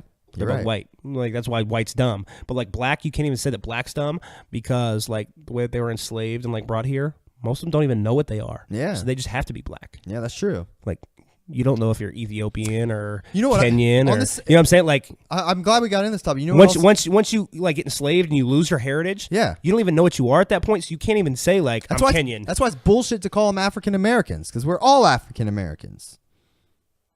Well, none of us are American Americans unless we're talking about like fucking Native Americans. Yeah, you're right. That's what I'm saying. I'm an African American. We all fucking came from the Middle East. I don't know if we're all African Americans. Well, not everybody's from Africa. Although human race is from Africa. Human race is from the Tigris and Euphrates rivers in Mesopotamia. That's like Africa. Is it? I call it Africa. That's like around Egypt. Yeah, that's Africa, bro. I guess that's like right there on the border of like Europe and Middle Egypt. Eastern is and Africa. Asia. It's kind of like right in like that central. I don't even know technically where that's at. It's like the perfect pocket. It's right in that little spot. But you know what? How can like someone from South? Can a white person from South America call themselves African American if they were born here? Like if their parents are from South America, they're born here. Well, I mean, if you're African, you're African, regardless of what society says they're about African American. Like, this is the same thing. Like when I say I'm Japanese, people tell me like you're not Japanese. Like who the fuck are you to tell me what I am? Yeah, it's weird. And why man. people ask me to prove that I'm like? Why should I have to fucking prove anything to you about who the fuck I am? No, I'm with you. I heard somebody doing that with what's the politician with their was it Bernie Sanders running mate? I don't know who he is. What's the woman? I can't pull her name off top, but she said something about being Indian, and everybody like questioned her Indian heritage, and it's like, why the fuck should she have to prove this to you? Yeah, and people would say, well, she's using it to get ahead and like political, like, but again, you can't. I don't have to prove my race to nobody. Yeah, Obama never proved that he wasn't Kenyan. I mean, he shouldn't have to. I agree. I don't have to prove my racial. Out there. I'm with you. That's a fucking joke. To that same point, that's why I don't feel guilty for being white. When somebody man. even asked me, hey, but I think being white people suck. Though. I think being white is fucking awesome. I'm glad I'm white. Honestly, I hate white people. I hate white people. A lot of white people suck. A lot of white people. Take it from me, man. I go in Indian people's houses, black people's houses, white people's houses. Oh, any race, Asian. A lot of this them could be suck. so miscon. Like I really don't hate white people. Like I've said that like 95 times now. Make a clip out of this soundbite where I start saying, "I love white people. I love being white." Make that the soundbite. Just make both of us look racist as fuck. I hate white people. I love white people, but neither one of us looks good from that bit. But for what it's worth, I don't know how to be. I don't know what it's like being anything else. I'm sure if I was black, I would fucking really embrace and love being black. You know, it's cool. Okay, so when we talk about like white power, yeah, people don't understand why like saying like I would never. I'm proud to be white. Yeah. I wouldn't call it proud, but I like being white. Right, but you understand when people say proud to be white, why that rubs people wrong. Yeah, that rubs as opposed me wrong. to other thing. No, that rubs because me wrong. I know people personally that will debate this with me, and I'm like, you're so fucking dumb. Well, when you insert pride into it, that instills like a sense of like I'm better than you, or I'm better because of this reason. No, pride, I just like being white. It doesn't mean I'm proud of it. But there's a reason that it's not okay to be proud to be white, and it's okay to be proud to be everything else. Why?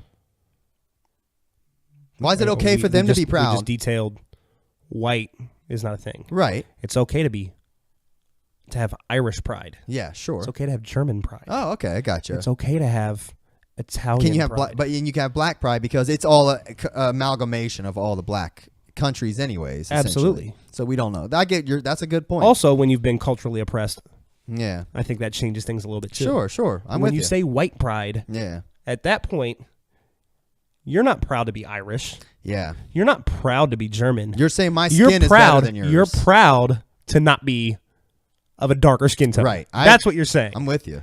That's where it's not okay. That's where you draw the line. I'm with you 100%. So if you want to say Irish pride, I got you all day. I've never met a person that was insulted by like St. Patrick's Day. Yeah. Okay. Sure. Never met him. Maybe there is, but I've never met him. Sure. It's not a thing. You want to say German pride, whatever kind of pride, I'm cool with that. Not white pride. Don't do that. No, yeah. It's as soon as you say white pride, you're a fucking bigot. It's I don't know. I don't want to say you are a bigot, but you're treading on bigotry grounds. It's a very slippery slope, you know. If I was friends with someone and they said I'm proud to be white, I wouldn't necessarily like immediately like start thinking weird shit about them, but I would ask them like, why? You know, definitely why are you proud to be white? But again, you've just heard me defending white people. I like being white. I like white people, and you know, it's cool. I will definitely say that I know a lot of people personally that are not racist that say racist things. Yeah. And when they do, I know that they're not racist. Sure. So when I try to explain to them, like, that's not an okay thing to say because I'm me and I have to do that. I can't just let it slide. Sure. I will say, like, people get real quick to be like, I'm not a racist, bro. And I'm like, I'm not saying you're a racist.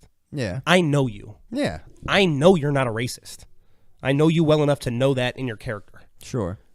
But I think people just don't understand. I think this is where a lot of racism comes from, is like people are so stupid that they don't realize when they're doing things that have racial tones like that. Yeah. I could see that. Like people will say racist things and not think it's racist. You're like, Yeah, about that. Yeah, you got to recognize that shit. And like, I mean, at that point, obviously, most people would make a judgment. If you're saying some like off the wall shit, I'm gonna be like, okay, I just found out this guy's racist. That kind of sucks. But you know, me personally, if like one of my friends said some off the wall shit like that and it made me feel weird, I would 100% call him out on it. I'd be like, hey, like, I don't let nothing slide. why you say that? I don't let nothing slide. And I'm with you. I say something immediately. Sorry, I ain't putting up with your bullshit. I'm not falling in line, and I'm not just gonna like, oh, this is gonna be an argument. Fuck you. We're having the argument then. I've had a customer tolerating shit. I've had a customer like assume I was like racist, you know, like for no reason, like other than like I was just white also, and then I was in his house, and he's like playing on his phone. He like shows me shit. He's like, hey, check this out, and like plays like some dumb, you know, those dumb like forwarded texts that like 50-year-old people send to each other, like dumb like memes and shit. 50-year-old people memes. It was like some like black person or monkey or something like that. It said something like N words and was I love that you couldn't decide if it was a black person or a monkey right now. I can't remember. It was either a black person or a monkey. Jesus Christ. No, I really don't remember. Sorry. I get that it's a racist meme and that's why you're not saying that. But I don't remember. Sounds hilarious. I don't remember. I don't remember the meme exactly. Sorry, black people, and monkeys. Sorry, monkeys. We want to compare you to black people.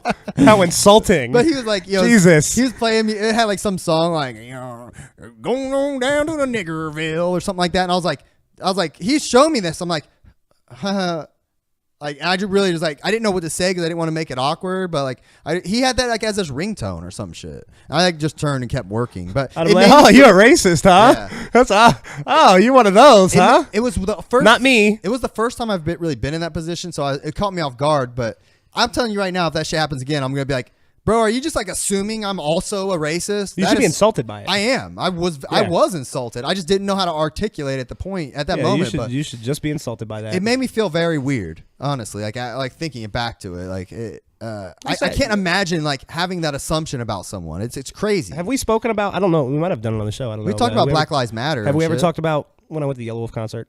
You may have mentioned it.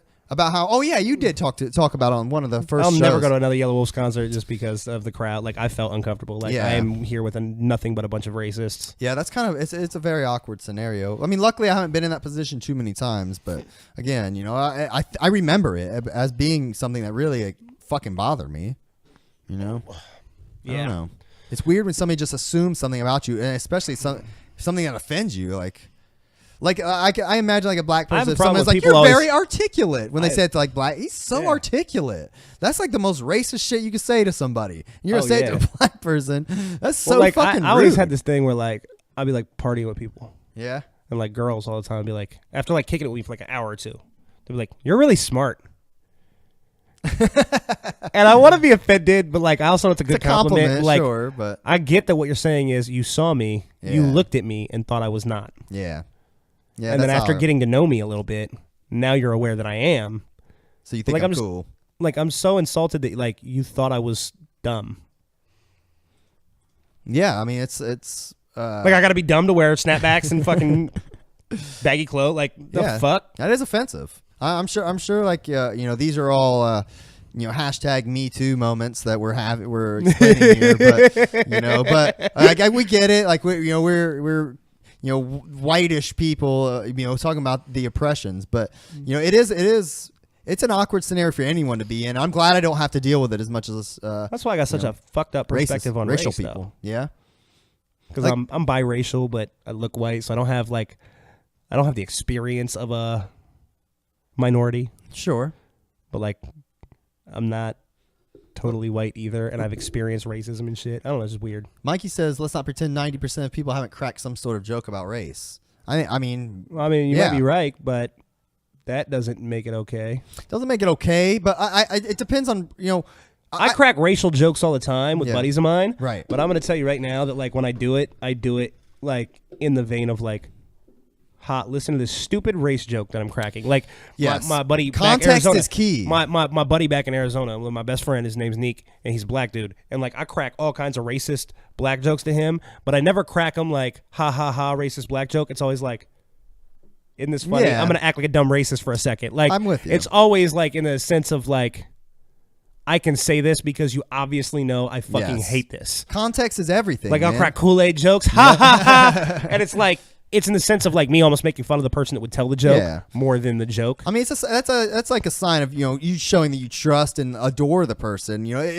Context is everything. And see, when you joke, never said it was okay. The character of the human being. That's all that matters. That's exactly what I was just talking about. I know people that will say racist things that I know are not racists. Yeah, this guy we just spoke about that. The guy, my customer, was a 100% racist. I was in like Grove City. He had like a rebel flag hanging up in his living room and shit. But as a good, decent human being, I feel like it's my responsibility when one of my good friends that I know is not a racist says something racist and is unaware of what they're doing. I have to correct them. Like, whoa, buddy. And if I ever did the same thing, I would expect a good friend of mine to check me the same way. And I wouldn't hold it against them. I would be like, "Whoa, hey, pal." No, I don't hold it. We're all human. We're all imperfect. Sure, that's okay. It's one thing to be a racist. Yeah, it's another thing to be unaware of what you're doing. Yeah, that's okay. Yeah, we're all flawed. It's okay. I'm not perfect either. Yeah, you know what I'm saying. But like, I can't in good conscience stand around and just allow that to marinate. No, I'm with you. Wait, hold up. Just blatant. The other thing too is like out of respect for me, you got to know like. I'm not going to listen to this, so don't say this kind of shit to me. Sure. You want to say that shit like in the privacy of your own home, you can go be a closet racist all you want, whatever it is. But like, I'm not going to sit around and listen to you like toss around the N-word and like, I'm not doing that. I'm going to say something, and if the issue really presses itself, I might fade you. I have been in numerous fist fights because people would not stop using the N-word. Really? I mean, and they were not people that were calling me names. Yeah. They just casually started. I have to no, that's I'm not going to listen to this, bro. Like, you need to stop. And they wouldn't. Like, then they just get entrenched in what they're doing. It's like, all right, I got to beat you up now. Like, yeah, when they mean it, it's a gross feeling, and I don't want to be around the shit either. So, I try to, in that situation, I would probably just remove myself depending on the people. But, if it was like somebody I didn't really know too well, or I was just like casually at a party and somebody's saying it, I would 100% say something to them. Like, why in the fuck are you saying this? Why? Get the fuck out of my face. Absolutely. I don't know. I don't tolerate. I'm not too confrontational, but depending on my mood, I guess I would potentially say something at the very least. I have a reputation of being extremely fucking confrontational. Yeah. Like, I don't follow crowds. I don't follow like, I do what I'm doing, and if I feel like there's injustice happening, I'm gonna let them know. That's the way it's going. You got to draw the line somewhere, man. Stand up for what you believe in. That's right. I'm telling you. That's right. I don't care if you're in a room full of 100 people and everybody else is in agreement. Don't just fucking join in. This episode brought to you by Black Panther. Go see that in theaters right now. Everyone needs to go see Black Panther to make us feel better. By the way, I love how like Black Panther is like killing the box office right now and everything. And it's all because he's black. I know, it's crazy. Like that's what's happening. Like every black person in the world is like jumped on the train. I think and then everybody else is like already on the train kind of because they're like superheroes. Yeah. But because it's Black Panther, it's a thing now. Everybody's on the train. I'm listen to this white guilt shit. It could be a great fucking. You want to hear some white guilt shit? There was some famous lady, I can't remember who it was. She was literally like offering on Twitter to buy tickets for people to go see Black Panther who couldn't afford it. Isn't that some like kind of almost racist like white guilt shit? If you ask me, I think that sure, I don't even know if it's that. Fine, but I don't know if it's that. I think why it's are somebody you doing that? I think it's somebody that's doing too much extra to overcompensate. Yeah, I mean that's what that is. White guilt. That's what I'm talking about. Yeah, yeah. It's weird. Like I don't know if it's necessarily even white guilt. Like I got to buy this for black people that can't afford it or something. Like I think this might be like, look at how not racist I am. Yes, that's virtue signaling. It's trying to like brag. Like look, I'm so not racist that I'll buy you all tickets to go see the Black Panther. Like, hey, I'm a white guy. Can I get in on that deal, lady? I guarantee I can't. And she's a white lady. What the fuck? That's how anti. You might. She's so anti-racist that she's racist against white people. That's what I'm saying. Have you seen that episode of South Park with the flag? What? Where they're all arguing over what they should do with the flag. Should they change the flag or keep the flag? It's such a great depiction of race. You talking about where they they kick all the black people out of the neighborhood? No, they have this whole Will episode Smith of South Park. They have this whole episode of South Park where they have the South Park flag. Okay. And it's like a picture of two white guys hanging a black guy. Okay. On the flag. Okay. And half the school is like, we have to fucking change this. This is fucking racist. Yeah. And the other half of the school is like, no, this is our fucking history. Why would we fucking change this? Sure. And the whole time they're arguing. And it gets to the end and they explain themselves. And like, obviously the one group of kids is like, yeah, it's fucking racist. It's two black guys hanging a white guy. And then it gets the other kids and they're like, what? Like, We just saw 3 people. We didn't notice. We didn't even notice it was 2 black guys and a white guy. We just thought it was 3 people. Yeah. And so it's like you're so not racist, like that you look racist. Like that's so funny. Yeah, but like it's just a great depiction of like race and the way that people think and like good commentary on that. I mean, South Park's really good at that. They did that like the episode I was talking about where like Will Smith moves into the neighborhood and they like kick him out because like they don't want any rich people in the neighborhood. Yeah. It's not about like other black people move in that are rich and like they keep calling them richers and they're burning crosses on their lawns and they're like they burn a cross on, like Will Smith's lawn. He's like, it's a lowercase t. It must stand for time to leave. Oh no! And like, you know, like that's literally why they were burning a lowercase t is because they wanted him to leave. But that they do that shit. I love it. I mean, they're really good at that. They hit the nail on the head when it comes to that shit. Yeah. Man. They're so. Have you seen the Nagger episode? Is classic too. Obviously. Nagger? No. All right. Have you seen the Will Smith video of him doing his son's music video? No. Is it worth watching? All right. Have you seen Jaden Smith's music video? No. For Icon? Nope. All right, he got this music video of him like with a Prius or something. He's got like gold teeth and chains on and shit, and he's spitting, and it's fucking dope. Okay. Like his bars aren't even that great. He's just so like feeling himself and shit that it's like tight. I am just an icon living. You know what I'm saying? He's just rapping, and that shit got like 10 million, 100 million views on fucking YouTube or what. I don't fucking know what it was. Okay. But so Will Smith did this thing where he reenacted it. Okay. He's in like house shoes and like his underwear. That sounds funny as hell. He's like rapping and the gold teeth fall out of his mouth and shit. And it was just it was him like trying to congratulate his son for all like the fucking views he got or whatever. Sure. But it was badass because like the original song is badass and then like Will Smith did this like corny dad thing with it. It was funny. Let's see if I like that shit. Icon. There it is. Shit is tight. Shit is super tight. Like you see him? Oh yeah.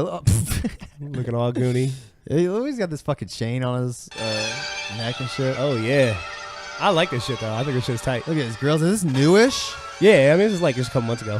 Okay, I never even heard of it. I don't know what kind of car it is, but it's some kind of like not impressive car. Oh yeah, there it goes. Hey.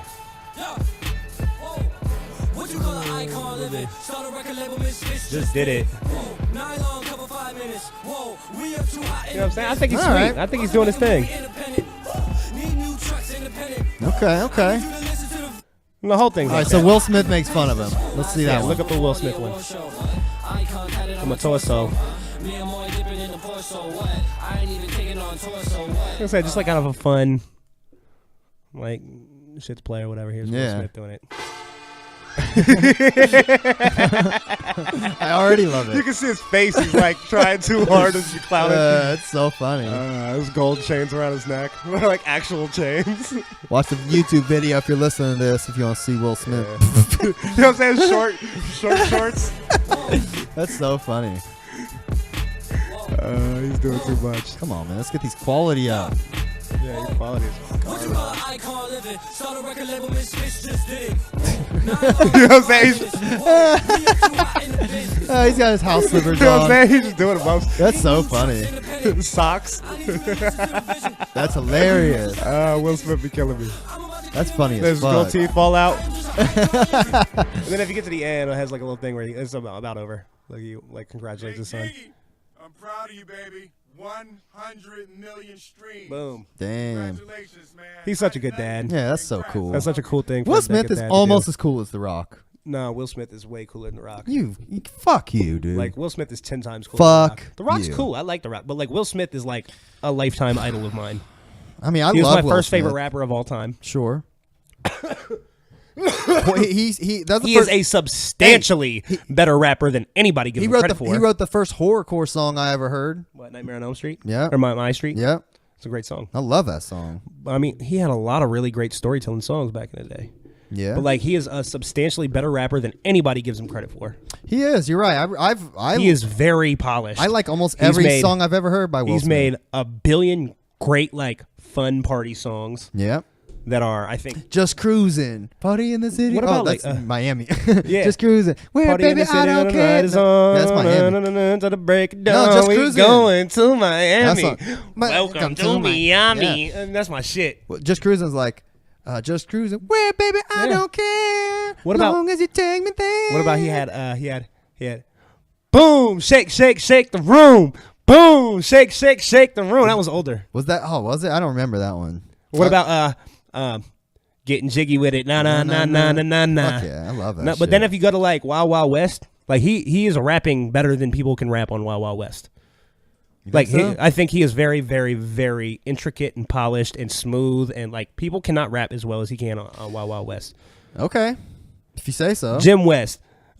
Desperado, none of this, 6 gunning this, brother running this, Buffalo Soldier, look, it's like I told He you. can spit, Any dude. damsel to sin distress, be out of that dress when she meet Jim West. Roughnecks go check long bot. Like he got like all the little internal rhymes and shit. Like everybody want to clown Will Smith and they can't rap as well as he can. Let's Like see. miss me with that shit. Well, what song was that?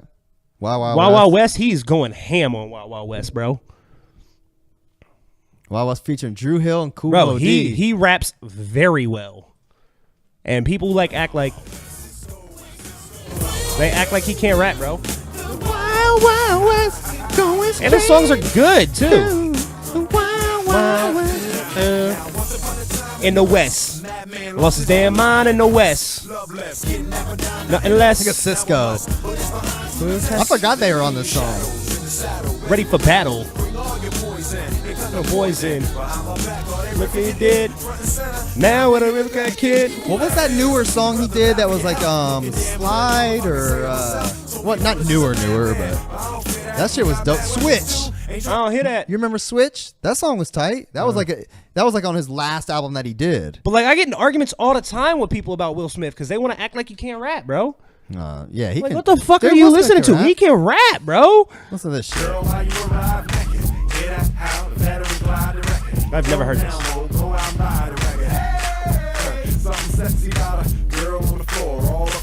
Never heard this. Love me some Switch, man. That shit's dope. This song, it's not new, obviously. It's still like 12 years old, but this is newer than like Big Willie Right. style. Switch. Yeah. Hey, I'm into it. I want to hear him spit. There you go. First one in, last one out the club. Bursting in, passing out in the club. Back at it, this cat is the wit in the charm. Taking you how you like a syringe hitting your arm. Bringing the fire. This is what I'm talking about. He is rapping better than people rap, bro. And he does it without cussing. I mean, that should be a testament to how good he is, not a detriment. I'm with you. Like I was always like you got me into that Chameleonaire album where he doesn't cuss Fucking at all. amazing, bro. That album is the shit. What's that called? It's called Ultimate Victory. That's the one that has the Riding Dirty, right? No, that's his first album. He cusses on that one. Okay, but yeah, His second album's better, and he that didn't cuss. Ultimate Victory album is fucking awesome. I told you, bro. It is so That is dope. a great fucking album. Yeah, I forgot about that. That's shit. a really he good doesn't album. cuss one time on that shit. No, N bombs. Some of the features cuss, and he has them censored out just to keep you're the right. no cussing thing going. But he never cusses. You're right. It's amazing. I could not do that, man. I couldn't. I think it's amazing. I intend to at some point. I want to do a whole album of not cussing with like. I don't want to like fake it and make it like child content, but I want to do like me without being. I want it all be family friendly content. I'm with you, man. For the sake of like, at some point, my kids are gonna be old enough that they're gonna like want to show their friends. Yeah. And I want them to have something they can show their friends that won't be infantile and they can still think is cool, and at the same time not have like other little kids' parents getting mad at my kids. I'm literally like, that. I'm not kidding. Like, I mean, I don't write that much, but in the past week, I've been writing that song. Like that's family friendly, like fucking sweet song though. Yeah. I got the beat. I want to do a whole everything. album though. Yeah, that'll be dope. I want to do an album just for my kids so that they can like when they want to show their friends. That's and shit, exactly they can show them without feeling.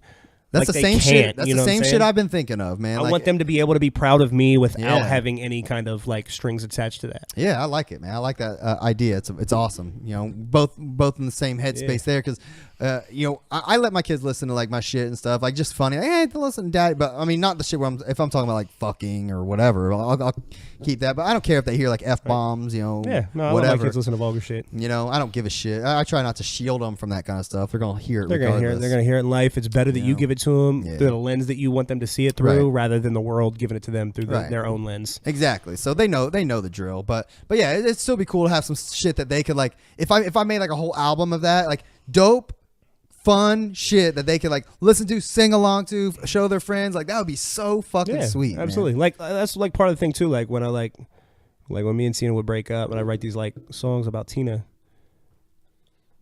it's always a conscious thought in my mind that like someday my daughter will be able to listen to these and know like how committed I was to her mother. Yeah, that's sweet. You know what I'm saying? Like yeah. I want her.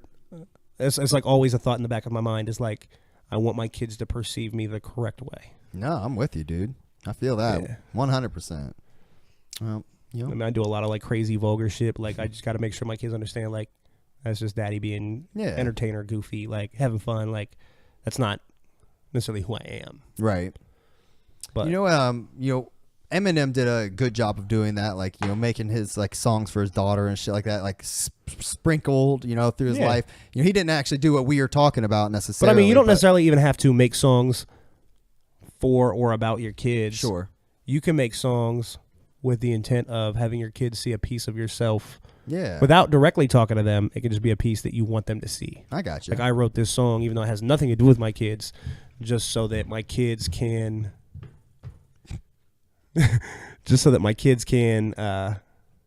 get to know that piece of me. Yeah, for sure. I feel that 100%. Yeah.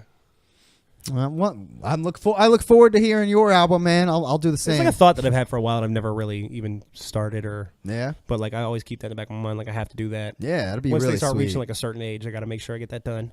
Fuck yeah, dude. That's a good idea. Yeah. Well, if you want to collab on that, I'll help you out. You know what I'm saying? Hey. All right. Keys back in the booth. I'm trying, man. I need to get. I'm ready to almost record the song I wrote, except I need to get my mic back. But you got to call it the booth with an F. The booth. Yeah, it's the booth. The booth. Oh, I got you. Back in the booth. Yeah, we'll see, man. You might have that shit sooner You got than to add later. some ghetto twang to everything. Booth. Yeah. I want to take a bath. I would really like for the song I'm working on. I would really like. I was hoping you could help me maybe do a video for it because I think that's the only way to get attention to it. Sure. Because it's a beat I own. Okay. You know, I'd be curious to see what we could do with it. I'll help you with whatever you need. Fuck yeah. Maybe you can help me record it too. Yeah, I'll help you with whatever you need. All right, we'll talk about that later. I'm gonna record it live on the show. No. Through the little. This is my pop filter. Yeah, I was trying. I didn't intend on like blindsiding you or anything with it, but I was like just for my own curiosity trying to look up some of your old shit the other day. I couldn't find it. you've like scraped that shit from the internet. I didn't do it intentionally. It seems like it. No, I haven't. I haven't done it intentionally. I can't find it anywhere. You have too much old stuff that I'm not proud of on the Keys website. I think. The only shit I have on there is our Stereo Star shit. You don't like that shit? No, but I mean, you had like. I did have your best of on there, but I took it off because I figured that. But I'm telling you, there's some cuts off experimental that were surprisingly horrible for what I remembered them to be. Yeah. I was really genuinely proud of them at the time, and I went back and I like heard those one day, and I was like, "Ooh, these are rough." How recently have you listened to them? I don't know, probably 2 years. Not okay. So like, super recently. Were there any songs in particular that you recall? I remember listening to Methods of Madness or whatever that one was, and I like really thought that was a good one, and I listened to it, and I was like, "Ooh, my verses." Not good. I mean, I don't think it's bad. I don't think it's the best shit. Like you've Embrace ever the written. Hate was still cool. Like there were certain things that were cool, but like there was some where I was like, what was I think? Like, I mean, it's just an evolution of your skills, bro. I mean, guess, that was a time in it, and that was same with me. I haven't been in the game as long, but I listened to that shit, and I honestly still listen to our old shit like quite a bit, like randomly throughout the years and shit. And I honestly still like most of everything I've done. There's obviously some shit I fucking really hate that I did way back in the past, but anything that remember when I did the remake of that Light in You? Yeah, I like it. I like that one a lot. You did a good job of like it. That one I listened to my version of that song and I fucking hate it because it's so like I old and shitty. I thought it was just such a fun thing to like. It's like a raw cut, but I like all that old shit. I listen anything that I have up on the Keezy.com website. I like all of it. Including the shit of yours. Our Stereo Star shit is some of the best shit I ever did. That was the latest shit that we did. Timeless was nice, except for like that's another one I went back and I was like, this is not as nice as I thought it was. That beat is so fucking hard, and we go hard on the hook. I is like one of the Shooting best Stars. hooks. I like Shooting Stars. Shooting Stars and Timeless are two of the favorite songs I've ever done. I think they're just, the concepts and the hooks are so good. Like the Gardener. Yeah, I mean, that was a good one. Don't want to toot my own horn, but I mean that's one of my favorites. One. My favorite songs that I've written. I like that one. I liked what's the It was you and Eidolon. Oh, Spartacus. Spartacus. I really like that one a lot. I've always liked that too.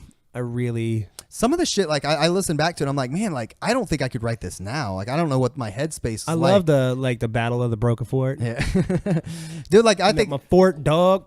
I got my rocket launcher aimed directly at your warthog. That shit was so hard. I mean, there was some shit that's really dope. Like my favorite verse. I think I've told you this. That would be on Keezy.com. Would be your verse on Something to Rely On. I love like just how you spit on that. I don't even remember. You probably don't remember. I don't even remember it. It's dope. Can you play it? Yeah, sure. I would love to hear it. All right. We don't have to talk over it now because like it's not. Yeah, it's our copyright shit. stuff. Yeah. So if you go to Keezy.com and go to Stereo Star, it's probably on the Jumpstart mixtape. Probably. Yeah, Something to Rely On's on there. Let's see. I don't remember this at all. We got a bunch of songs on there I don't remember. Hey yo, you're listening to a song. You go first on this. That's Gravity. Gravity. That was doing a tag. I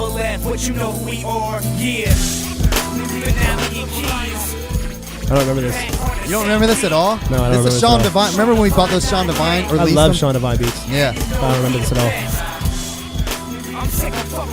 Oh no, I think I do go first on this song. My verse is okay, but sorry. I'm freestyling in the beginning, aren't I? Yeah. I can tell I am. Oops. I can see disgust in their eyes, and they can smell it from a mile away. And what you say doesn't matter to them, they think you're lying anyway. If they know the truth about you, then poof, there goes your chance for anything close to romance. There's a stigma attached like a tat on your back. You remember this shit yet? It's never gonna fade or crack. You're known to the girls in your immediate clique as the guy who has a tough time controlling his dick. They tell their friends and their friends tell some more, and soon your chance with any girl in the entire town is doomed. Your best bet will probably be to keep the truth hidden. It'll never be forgotten, it'll never be forgiven by them. Even if they were to act or pretend, they're just relying on you to break their heart in the end. Oh, you know what else I really like? Your verse on Evolve too. I remember that, but I don't remember it. Like I remember the song, but I don't remember it. Oh, you should. Hold up. I want to hear this. Yeah, I'm like really. I'll talk over the intrigued hook. here. Yeah. No, it's okay. Yeah, we're good here. You might have to send this stuff to me. All right, here goes your shit. To rely on, someone to rely on. I wonder if I'll find a way to fill the gap inside my heart. I try so hard to find a way to heal the wound inside its scars, but nothing seems to find the mark. I'm stuck alive inside the dark. I'm getting weak, I'm sick of this shit. I'm sick of this, I'm sick of picturing a simple image kissing me and touching lips. I'm sick of waking up afraid of what this must have been. She's touching him, she's fucking him, she's loving him, she's stuck with him. I'm fucking dead, there's nothing left. I'm crumbling, I'm crushed within, I'm smothered and I'm fucking dead and nothing, and I'm done with it. So fuck it then, I'm such a bitch, but what am I supposed to do? I'm running out of things to say, well wishing I was close to you. You put me in a situation only you could put me in. Only you could crush me, bitch. What was this, a fucking plan? Loving every other word of verse where I was touching it. I'm fucking sick of everything, I'm sorry, but I'm fucking pissed. That was okay. I love your verse. It's all right. I thought you came hard. That is real weird that I don't remember that at all. Like I've had songs like are like that where I don't even remember them. Like I just like the way you ride the beat on it. It was all right. You could tell I was hungry in that moment. Like yeah, I was writing that with some like I'm gonna get it. I'm gonna get it. Like I could tell I was doing that in that time. Good shit, man. I don't you can download all this shit, right? What else is on there? Just out of curiosity. Sure. Ground Control. I remember that. Ground Control was the one we worked on for a while. The beat winds up. I remember that, but I haven't heard that in years. It's not that great. The Open Door. That was a song just by me. Where'd You Go on there? Inspector Gadget. Halloween. Our Halloween song was the bomb. Bye Bye Bye is classic. Bye Bye Bye. Wow, I remember that. See, what's funny is like, flipped a script. Well, I'll play it. But here's what's funny about us looking at this is like, to me, this is like the last shit I did. So I remember it all like plain as day. And like, you've done so much shit like since then. It's like, it's just in the past. Thousands for you. and thousands. I know. It's great. It's just a different funny dynamic. Flip the Script is dope. I don't even remember what that is. I can't believe I didn't know what that something. I don't remember that at all. Like not even kind of. This shit doesn't even want to play. Huh. And I was sober back then. Yeah.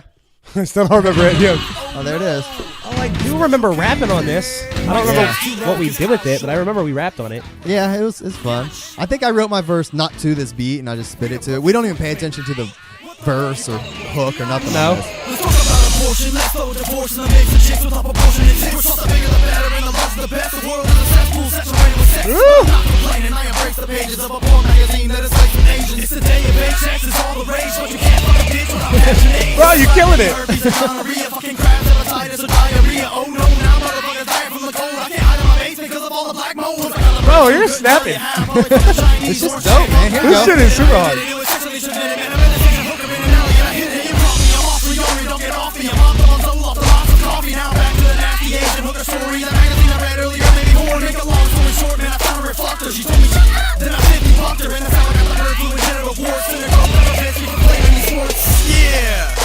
Bro, you're going ham. You were really getting it. That's one of the only songs I like even come close to speed rap. I don't even remember you ever speed rapping like that ever before. You were going. No, we can cut this off. I'm not making this off. It's not bad. Come No, on. we just cut that off. I'm good. Not feeling that. You were going nuts though. Thanks. Yeah. The only other song. Shut up. The only What's other, that from? Donnie Darko? Yeah, that was from Donnie Darko. Good catch there. Since you don't even remember the shit. But yeah, man, we had some good shit on there. It's all on Keezy.com, by the way. If you I'm gonna go on there and check some of this Peep out, it. just out of fun and curiosity. All right. Well, That was pretty entertaining. Let's see what what about we did last summer at. I remember after last that. summer. I think a little bit better than that. I don't have like the diss songs on here for what it's worth, by the way, but the what? we remember we made diss songs for everybody else. Oh yeah, yeah. But I didn't. I'm pretty sure I have them somewhere. I didn't put this shit. but Oh, I don't dude, listen to them all of these songs are dope. Fireproof's dope. So Slow is dope. Fireproof. Dude. So slow. I like that one too. So Slow is Trust me. so dope. Trust Me's dope. Born in the City, Take It or Leave you It. don't really care, man. I remember that shit. Jailbait, dope. Girl, So I Bright. know you're only 16. Yeah, all of these are good, bro. Yeah, we got some good bangers on there, Those man. are all good. Yep. Check it out. But yeah, the ones you had on Experimental I'm were... not a fan of those. Yeah, that was a little bit earlier. It was a couple years before. We did In the Earth, Methods of Madness, Dead Evolution did Lost in the Pages. Get lost in the pages. Blah, blah, blah, blah. Yeah, that was a story, right? Yeah, that was sweet. Yeah, it was like that was an interesting take. Hell and Back Again. Sandman was tight. I like that shit. Yeah, I don't know what Hell and Back Again even is. You want me to play No, it? no, we're not even gonna go I'll just there. play it real quick. No, don't do that. No, don't Come on, do that ain't even that old. It ain't no real old We shit. don't need to do all that. All right. I don't even remember it. Like we could play it after you cut the podcast off or something. I'm not. It's that bad, huh? Yeah. You remember DS Array? That one was sweet. I remember DS Array. I don't remember how we came up with that title. There was a way that we came up with that. We were just Googling like Latin. Yeah, it's shit. like Latin or something. I remember that. I don't even Crazy. remember what that Good is. times, man. Good Yeah. times. Well, who knows? Who knows what the future holds? Oh, might God. see that again. Some You're shit like just that. doing the most. This is a I hard. don't know if I had anything on like I have like this miscellaneous where I just put like random songs I didn't have like let's see Sunsets. I don't know put what that on that there. is. American Dream. Look, Can't Get Enough. Remember American Dream? Can't Dreams, Get Enough. I don't remember what Evolve. that is. Like a lot of these have you on it. This one was just a partial song that we did. This song was dope. I don't even From know now what on, that is. we never even finished it. This is literally just like a 1-2 minute fucking. I don't even know what it is. Bro, it's amazing how much this I don't remember. Yeah, it is crazy. Like it's like it never happened to me. And it's really weird to listen to yourself. Yeah. Like it's really weird to listen to songs that you did and have no recollection of doing them because it's like hearing a song for the first time, Yeah. but it's by you. Yeah, that is weird. That's a weird I sensation. can't imagine. I remember everything I've heard. It so happens to me occasionally, not often. Like I remember most of my shit. This beat is hard. This beat is dope as This fuck. beat is super tight. You came hard on it. We'll see. Let's see. I'll be the you judge start. of You that. start on this. Beat is nice. We told you shit changed and it has. You can bet your ass another change is coming to pass. From 17 years old, my heaven appeared so. I got my act together and better a year ago than it. Our rap's so different now. Yeah. It became clear, shedding all of these tears was real. I'm done now. I've been fucked up since I come out. I sung out. Fuck it, I'm dumbed down the dugout. I'm saying all the playing in games are getting finished. I'm sick of living in the dark and hating every minute. You thought that we collapsed and quit rap, we didn't. So fuck all your statements based on the color my skin is. I'm getting it the fact we back and never leaving. A party all day, every day is what we needed. We creeping out the dark to see what's more important. But everybody bleeding cause we said bleed for us. We party all day, every day from now on. So you never even finish the hook. That's all it is. We party all day, every day from now on. We party all day, every day. Not bad. From now Yeah, on. that shit's Definitely dope. different. I would never rap like that now. Yeah. Like it's funny how like All day, you every evolve. day from now Yeah, it is on. weird. That wasn't bad though. Here goes. I've always been the type to take a seat in the back row. I'll keep my track closed, even when I hear your whack flows. I'll settle for less, you got a hell of a chest. So even if you hit, I'll say you're better than best. I'm a sucker, I've been pushed around to be down, taken advantage of by everyone in town. No self-esteem, no goals or dreams, cause nobody ever wanted me to be on the team. But from now on, I gotta change perspective, and I finally got a map with correct directions. They instruct me to stand up and quit taking punches, rupture the lungs of anyone who lunges. I've downloaded Taekwondo and Kung Fu to my brain with the use of a matrix head tube. I am the one, I'm only second to none. So from now on, if you see me in your sight, you better run. We party This all shit is day, hard, every bro. I day like from it. now on. I like that. Yeah. Don't remember that at all. We party all funny, But you day, know what's every funny to day me? from Like, now on. I'm not like trying to be arrogant when I say this, but like I'm having this like strong sense of like listening to Oh Me Yeah. and knowing how I rap now. To me, I get this like real strong feeling of like it's very obvious to me, and I don't know how it is for like third party listeners, but for me, it's very obvious that like I was young and learning. And I Yeah. was trying it's very visible how hard I'm trying to learn everything. Yeah. Sure. Like I can tell by the way I'm rapping, I'm just trying to like perfect every little thing. I'm trying. I'm not there. You didn't find your groove But quite like, yet. I'm at a point where like I know I've got some talent, and I'm just trying to hone those skills. And I can like sit here now watching myself. Like I'm very obviously. To me, it looks like that kid that I was just listening to will be great one day. Yeah. You understand? Sure. I'm not trying to like. No, I got but you. like that's how like I wasn't great yet. Yeah, I hear you. You could tell. You could hear- You you could hear the hear it. drive and the dedication. Yeah. And like I can hear that from me, and like to see where I'm at now. Like now, I think everything I do sounds a lot more polished. Yeah. And comfortable. Like I can very easily do things. You that I found know- your voice, But, like official voice, yeah. you know? But like, it's really easy for me to see how that became this. Yeah. Okay. Like it's visible to me. I feel you, man. I feel you. That was like It's a weird. cool. That was like a weird Like, feeling you got for me. like- Like listening to that. Like That's what's cool about that, and that's why, like, you know, I know we joked about like playing your old shit, and like you really ain't trying to hear that. No, but we're not doing you know, I hate all my old shit, but I get a kick out of listening to it sometimes, just 'cause I'll play stuff like that at certain For times fun. But I will do it. First of all, I only do it like every 5 years. Second of all, when I do it, yeah. I do it completely alone. Really, you just like reflect on like the past, like damn, like yeah, it's good. Well, I know how uncomfortable it makes me feel in front of myself. Yeah. Believe me, I don't man. need everybody else. I don't need to feel that uncomfortability in front of everyone. I Like it makes me uncomfortable when there's nobody else. I get embarrassed in front of myself. I feel you. I mean, my catalog isn't quite as extensive as yours, so for me, the blast from the past isn't as like crazy. But for you, I think you're in a unique position where you had so many songs at every like period of your life that Yeah. if you really if you made a chronological list of all your songs and like just kind of skip through them, you would like really see like a very cool like Yeah. progression, you know. Where with definitely. mine, you can notice a progression, but it's probably not quite as, you know, gradual that you Well, can the other see thing in too yours. is like I can go back, and when I'm looking at the progression of different periods, like you can hear me progress, and there's like a very firm point where I go from like still trying to get where like there's like a line in the sand where like after that I'm comfortable with everything. yeah. Like it's like a one song line. Like after that point, everything after that I'm fine with. Sure, I hear you. Like feel you. it fades. It's like a Yeah, gradient, like, that's- and then you just hit that draw, and everything after that is cool. with It me. changes. Yeah, I feel you. Like I just hit that breaking point. It's probably like right around like beginning of the end 3. Yeah. Okay. Like as soon as I hit like right there, then everything after that's cool. So that's But the shit. prior That's to the shit that- you can tolerate. like if you go to like beginning of that 1 and 2, yeah. there are songs that I really like. There's some that I don't. And that's evident. Like I think Jumpstart was probably around that time, and then Last Summer was after all your beginning and the ends, I think, or maybe even like in the process of. No, I dropped. No, you're probably right. 'Cause I think beginning of the end, 6 and 7 I did in Colorado. Okay. And I only lived in Colorado very briefly before Arizona. So that would be right. Like Stereo Star is probably right around 3, 4, 5. Yeah.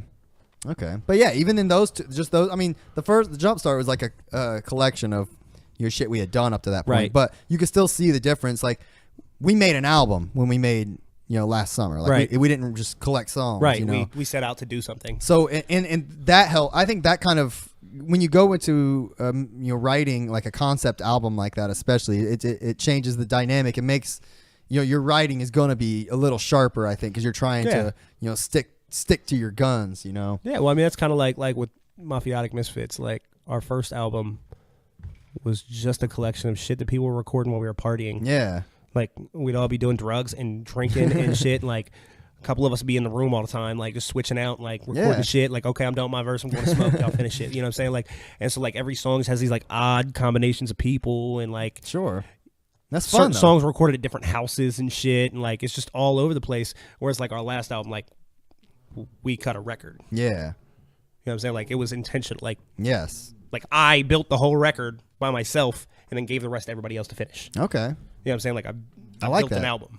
Yeah. So it's different. And obviously, I like the newer one substantially better. Sure. I feel you. First one's not bad, but, like, it's just, it is what it is. I'm prepared to play Jugga Haters the day you come in with some... RJ material, man. If I can ever find dog shit, I'll bring that in for you. Dog shit? It's the first song I recorded. Okay, cool. I'll play Gangsta Chad, which is the first song I recorded. I'm not at all ashamed of dog shit because first of all, it's called dog shit. Second of all, I was 12.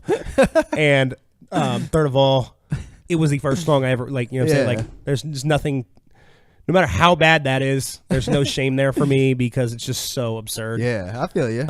That's how shitty my old shit is. Like, when I first started rapping, though, like, mind you, I was 12, but when I first started rapping, I would write songs without a beat. Yeah, same. And then I would play a beat while I was recording.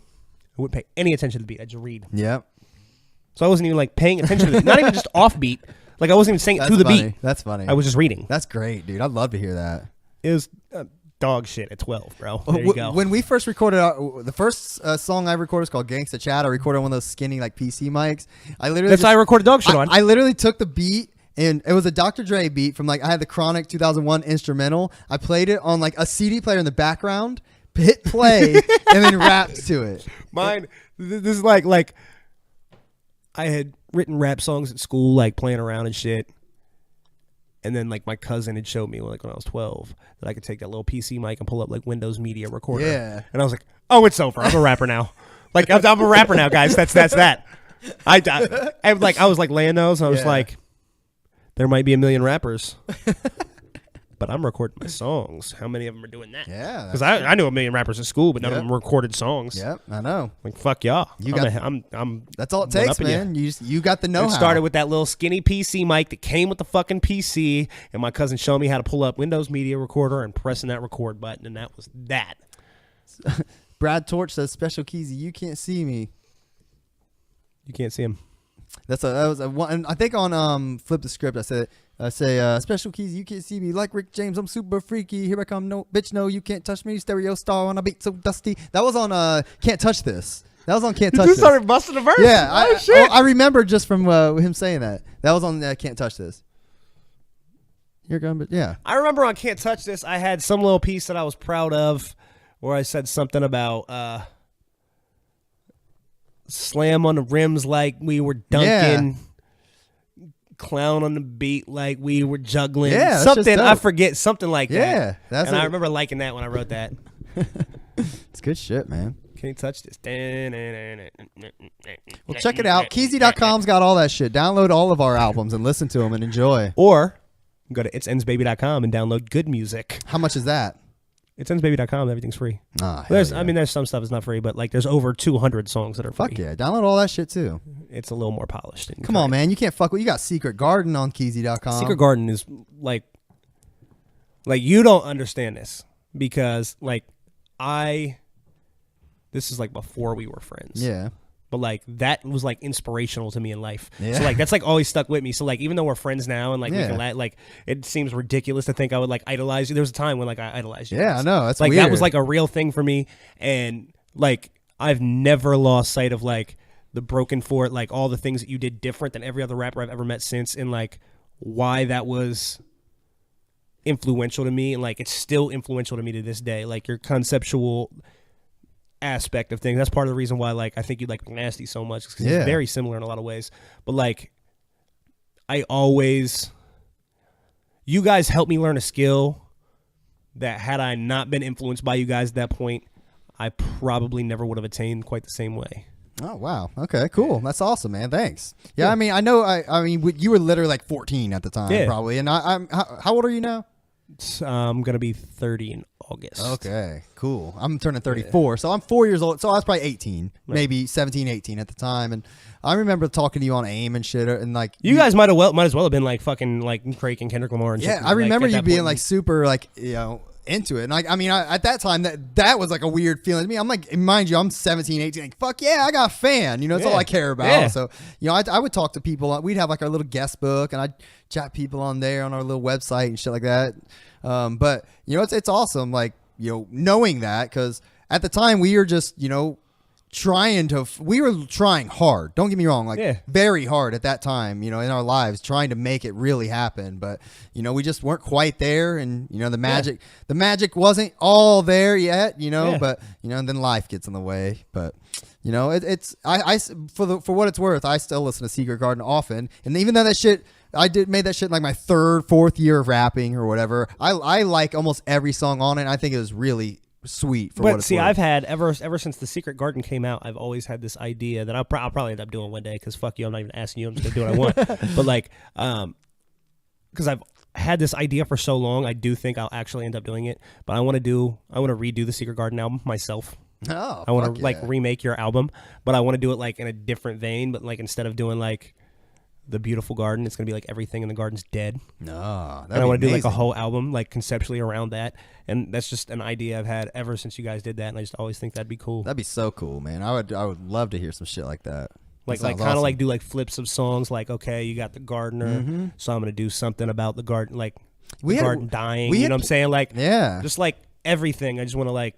We had plans to make like sequels and shit like that to some of those songs and stuff, and you know, obviously didn't pan out. But I mean, there were songs like, man, I'm mad. Like, I don't know why I stuck so hard to this, but when the time, it was probably 2004, 2005 when that album came out. Like around that time, we had no reason to have the album released on this day. Like, there was no reason for it. We given away for free. You know, no one cared. But for whatever reason, we picked a date, and that was the date.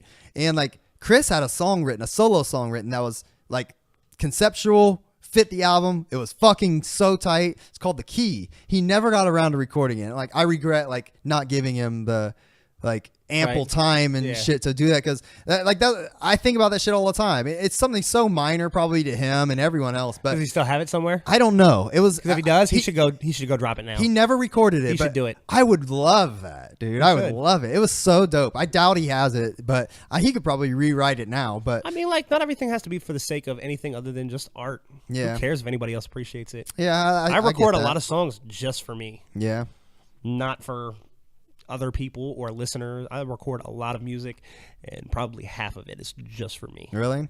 I mean, I've never recorded a song that like I didn't put out there. I've never wasted my time dropping it unless I planned on it. Oh, I've got lots and lots of songs that nobody's ever heard but me. Really? Yeah. Oh, that'll be sweet, man. A lot of them. When you do die, you'll have that shit pop out like every year, like Tupac, man. No. My hard drive's getting buried with me. That's like that. Nah, but like, I have like whole albums of like good music that I've never released. Yeah.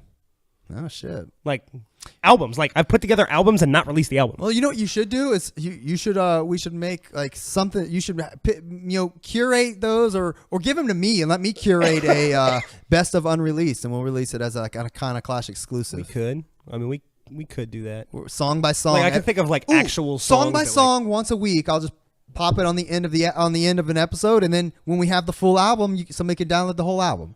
Come on, let's do that. That'd be cool. Could, like, maybe.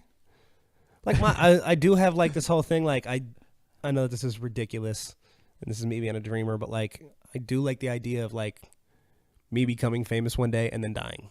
And having all of this, like, nobody's ever heard. Yeah, I man. like that idea. That would be cool. But like, you say you have that much of it. Give me 10 songs. I know Let's do it. I know that that's completely ridiculous, but like, I do. if I ever were to become famous, I would want that to be the case. Yeah, that'd be, I mean, of course. Why wouldn't you? Like, you I- know? like, You want well, to I have mean, like like a my- legacy. Part of my thing too is like my whole life, like my whole rap thing is like I made all my bones based off of I rap more than everybody and I rap better than everybody. Sure. That's like my thing, right? Yeah. I will rap better than you and I will do it more often and more frequently. And like I just love having like I probably got like fucking 500 songs that nobody's ever heard that are good. I like that. Yeah. I do too, man. I'd love to hear that shit. Like I think that's part of the reason why nobody's ever heard of them. I think I'm keeping them for that reason. They're like that good? Like it's not even that they're like the best songs I ever did. It's just that like I like having 500 quality songs that nobody's ever heard. Yeah. I like that. I got you. Look, I want to hear this Believe a Finale mixtape. I'm guessing that Brad Torch is Believe. I'm assuming. I can't see it all the way. Hold He on. says, I could drop a circa 2009 Believe and Finale mixtape. You'll hate me for it, though. Please don't. Please send that to me. Special Keezy. That's so weird that that's Believe because I just recently started seeing Brad Torch on Facebook and I didn't know who it was. Yeah, I didn't know that. And I had within the last like 2 or 3 months wondered where he went because he was like a good friend of mine for years and years and he just disappeared from the earth. Believe, and I was like, I got I one of our was songs wondering on like there what now. happened to Believe. Like I genuinely had that thought like in the last couple months. Like yeah. I wonder what happened to him. I think about that shit all the time, like, especially like Jay Red and shit. I know I still got J Red's phone number. Does he still I'll talk to rap? him. No, I mean he's trying to get back into it, but like I know at the J-Rad, time he wasn't he's like going- allowed to rap or some shit. It was some he's weird going scenario. through some things like his mom died, and like he's like living with his brother now, and his brother's causing him some problem. Like he's always kind of going through some things. But like I still keep in touch with him. I would love to hear that guy. I mean that J. Actually I sent J him, is for G. Or G J is, stands for J, genius. that album was fucking awesome. Well, he actually. I should put that shit up on Keezy.com. There's a song on my new album that I'm recording right now Yeah. that I had a hook to, and I took my hook off and I sent it to J Red, and he sent me a hook back. Oh, really? So I have a new joint. Fuck with J yeah, Red. dude. I love that. I have a new joint with him. This is the only song I did with Believe. I did a bunch of songs with Believe. This has me and you on it. Yeah, at the time you Believe was my dog. At the time, Believe was like your dude. Hatred was my dude. Like I was kind of rocking Yep. shit with him. He was from the group with the P. Perverse. Fuck yeah. This Believe right here. This is my Nope. fucking guy, bro. I never feel pain 'cause it's been so long. I can't explain why I've been so wrong. My mind Playing is some Believe for the podcast today. All these faces in all these places. My pain is faceless. Little fun fact. We were talking about cocaine. On this song, We were talking about cocaine. yeah, on this song, my verse is about doing cocaine. I don't know if I ever mentioned. I didn't know that. Yeah.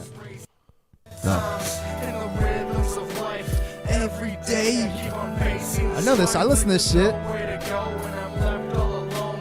In these Woods of stone, I've lost southern my soul. You got it, Keezy?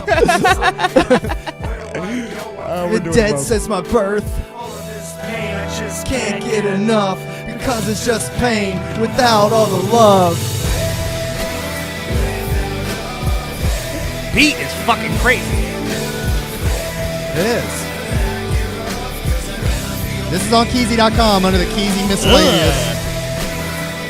10 years post-retirement.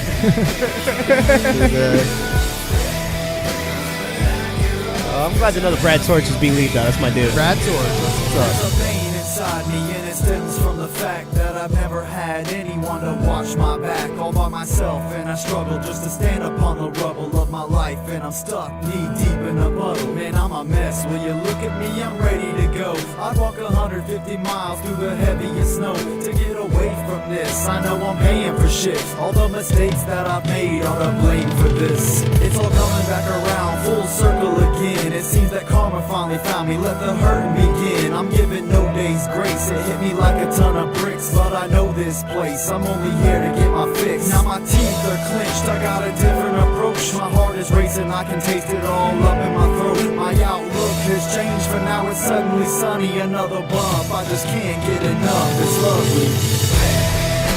Okay. Yeah. Okay, so I just want you to know, Yeah. listening to that, I got the tide of cocaine. Yeah. But I just want you to know, when you write about cocaine, Yeah. you're writing totally different song than I'm writing every time. Yeah, I feel you. I like your verse on this shit.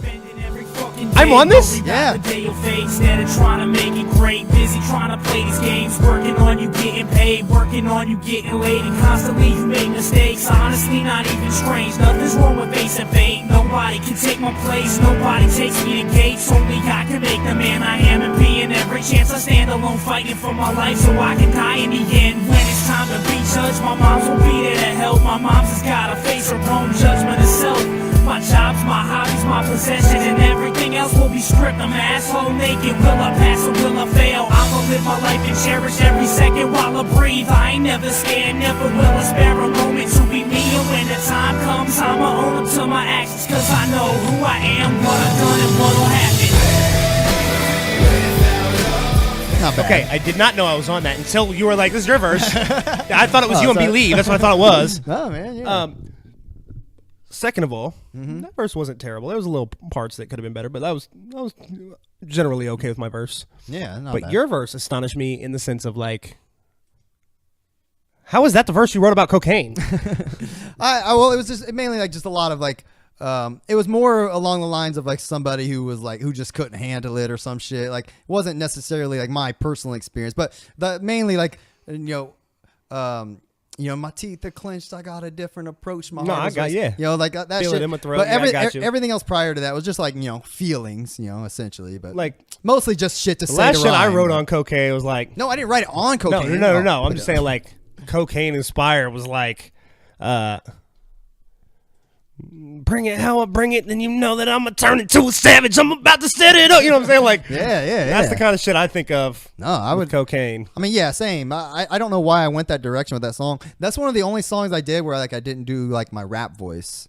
I even got a fucking song on my new album. It's called Hard White. It's about cocaine. Nice. I be doing hard white all night, and if you want it, all right, yeah. All right, fuck yeah.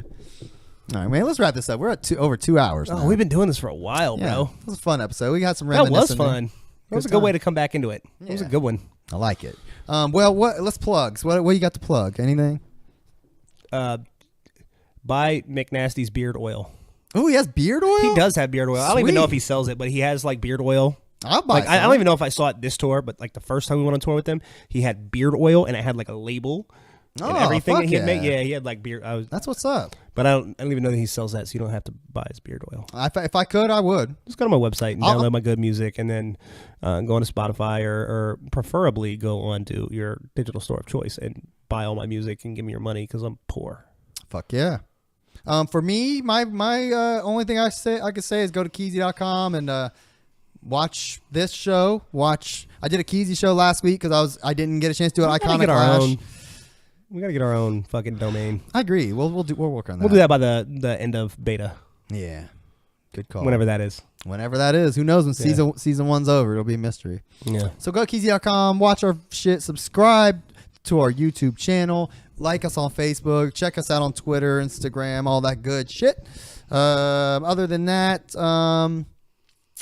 that's all. I don't got anything else to say. Thanks for coming, man. Yar. Bye-bye. Good times. Peace out. Have a great life. See you guys later.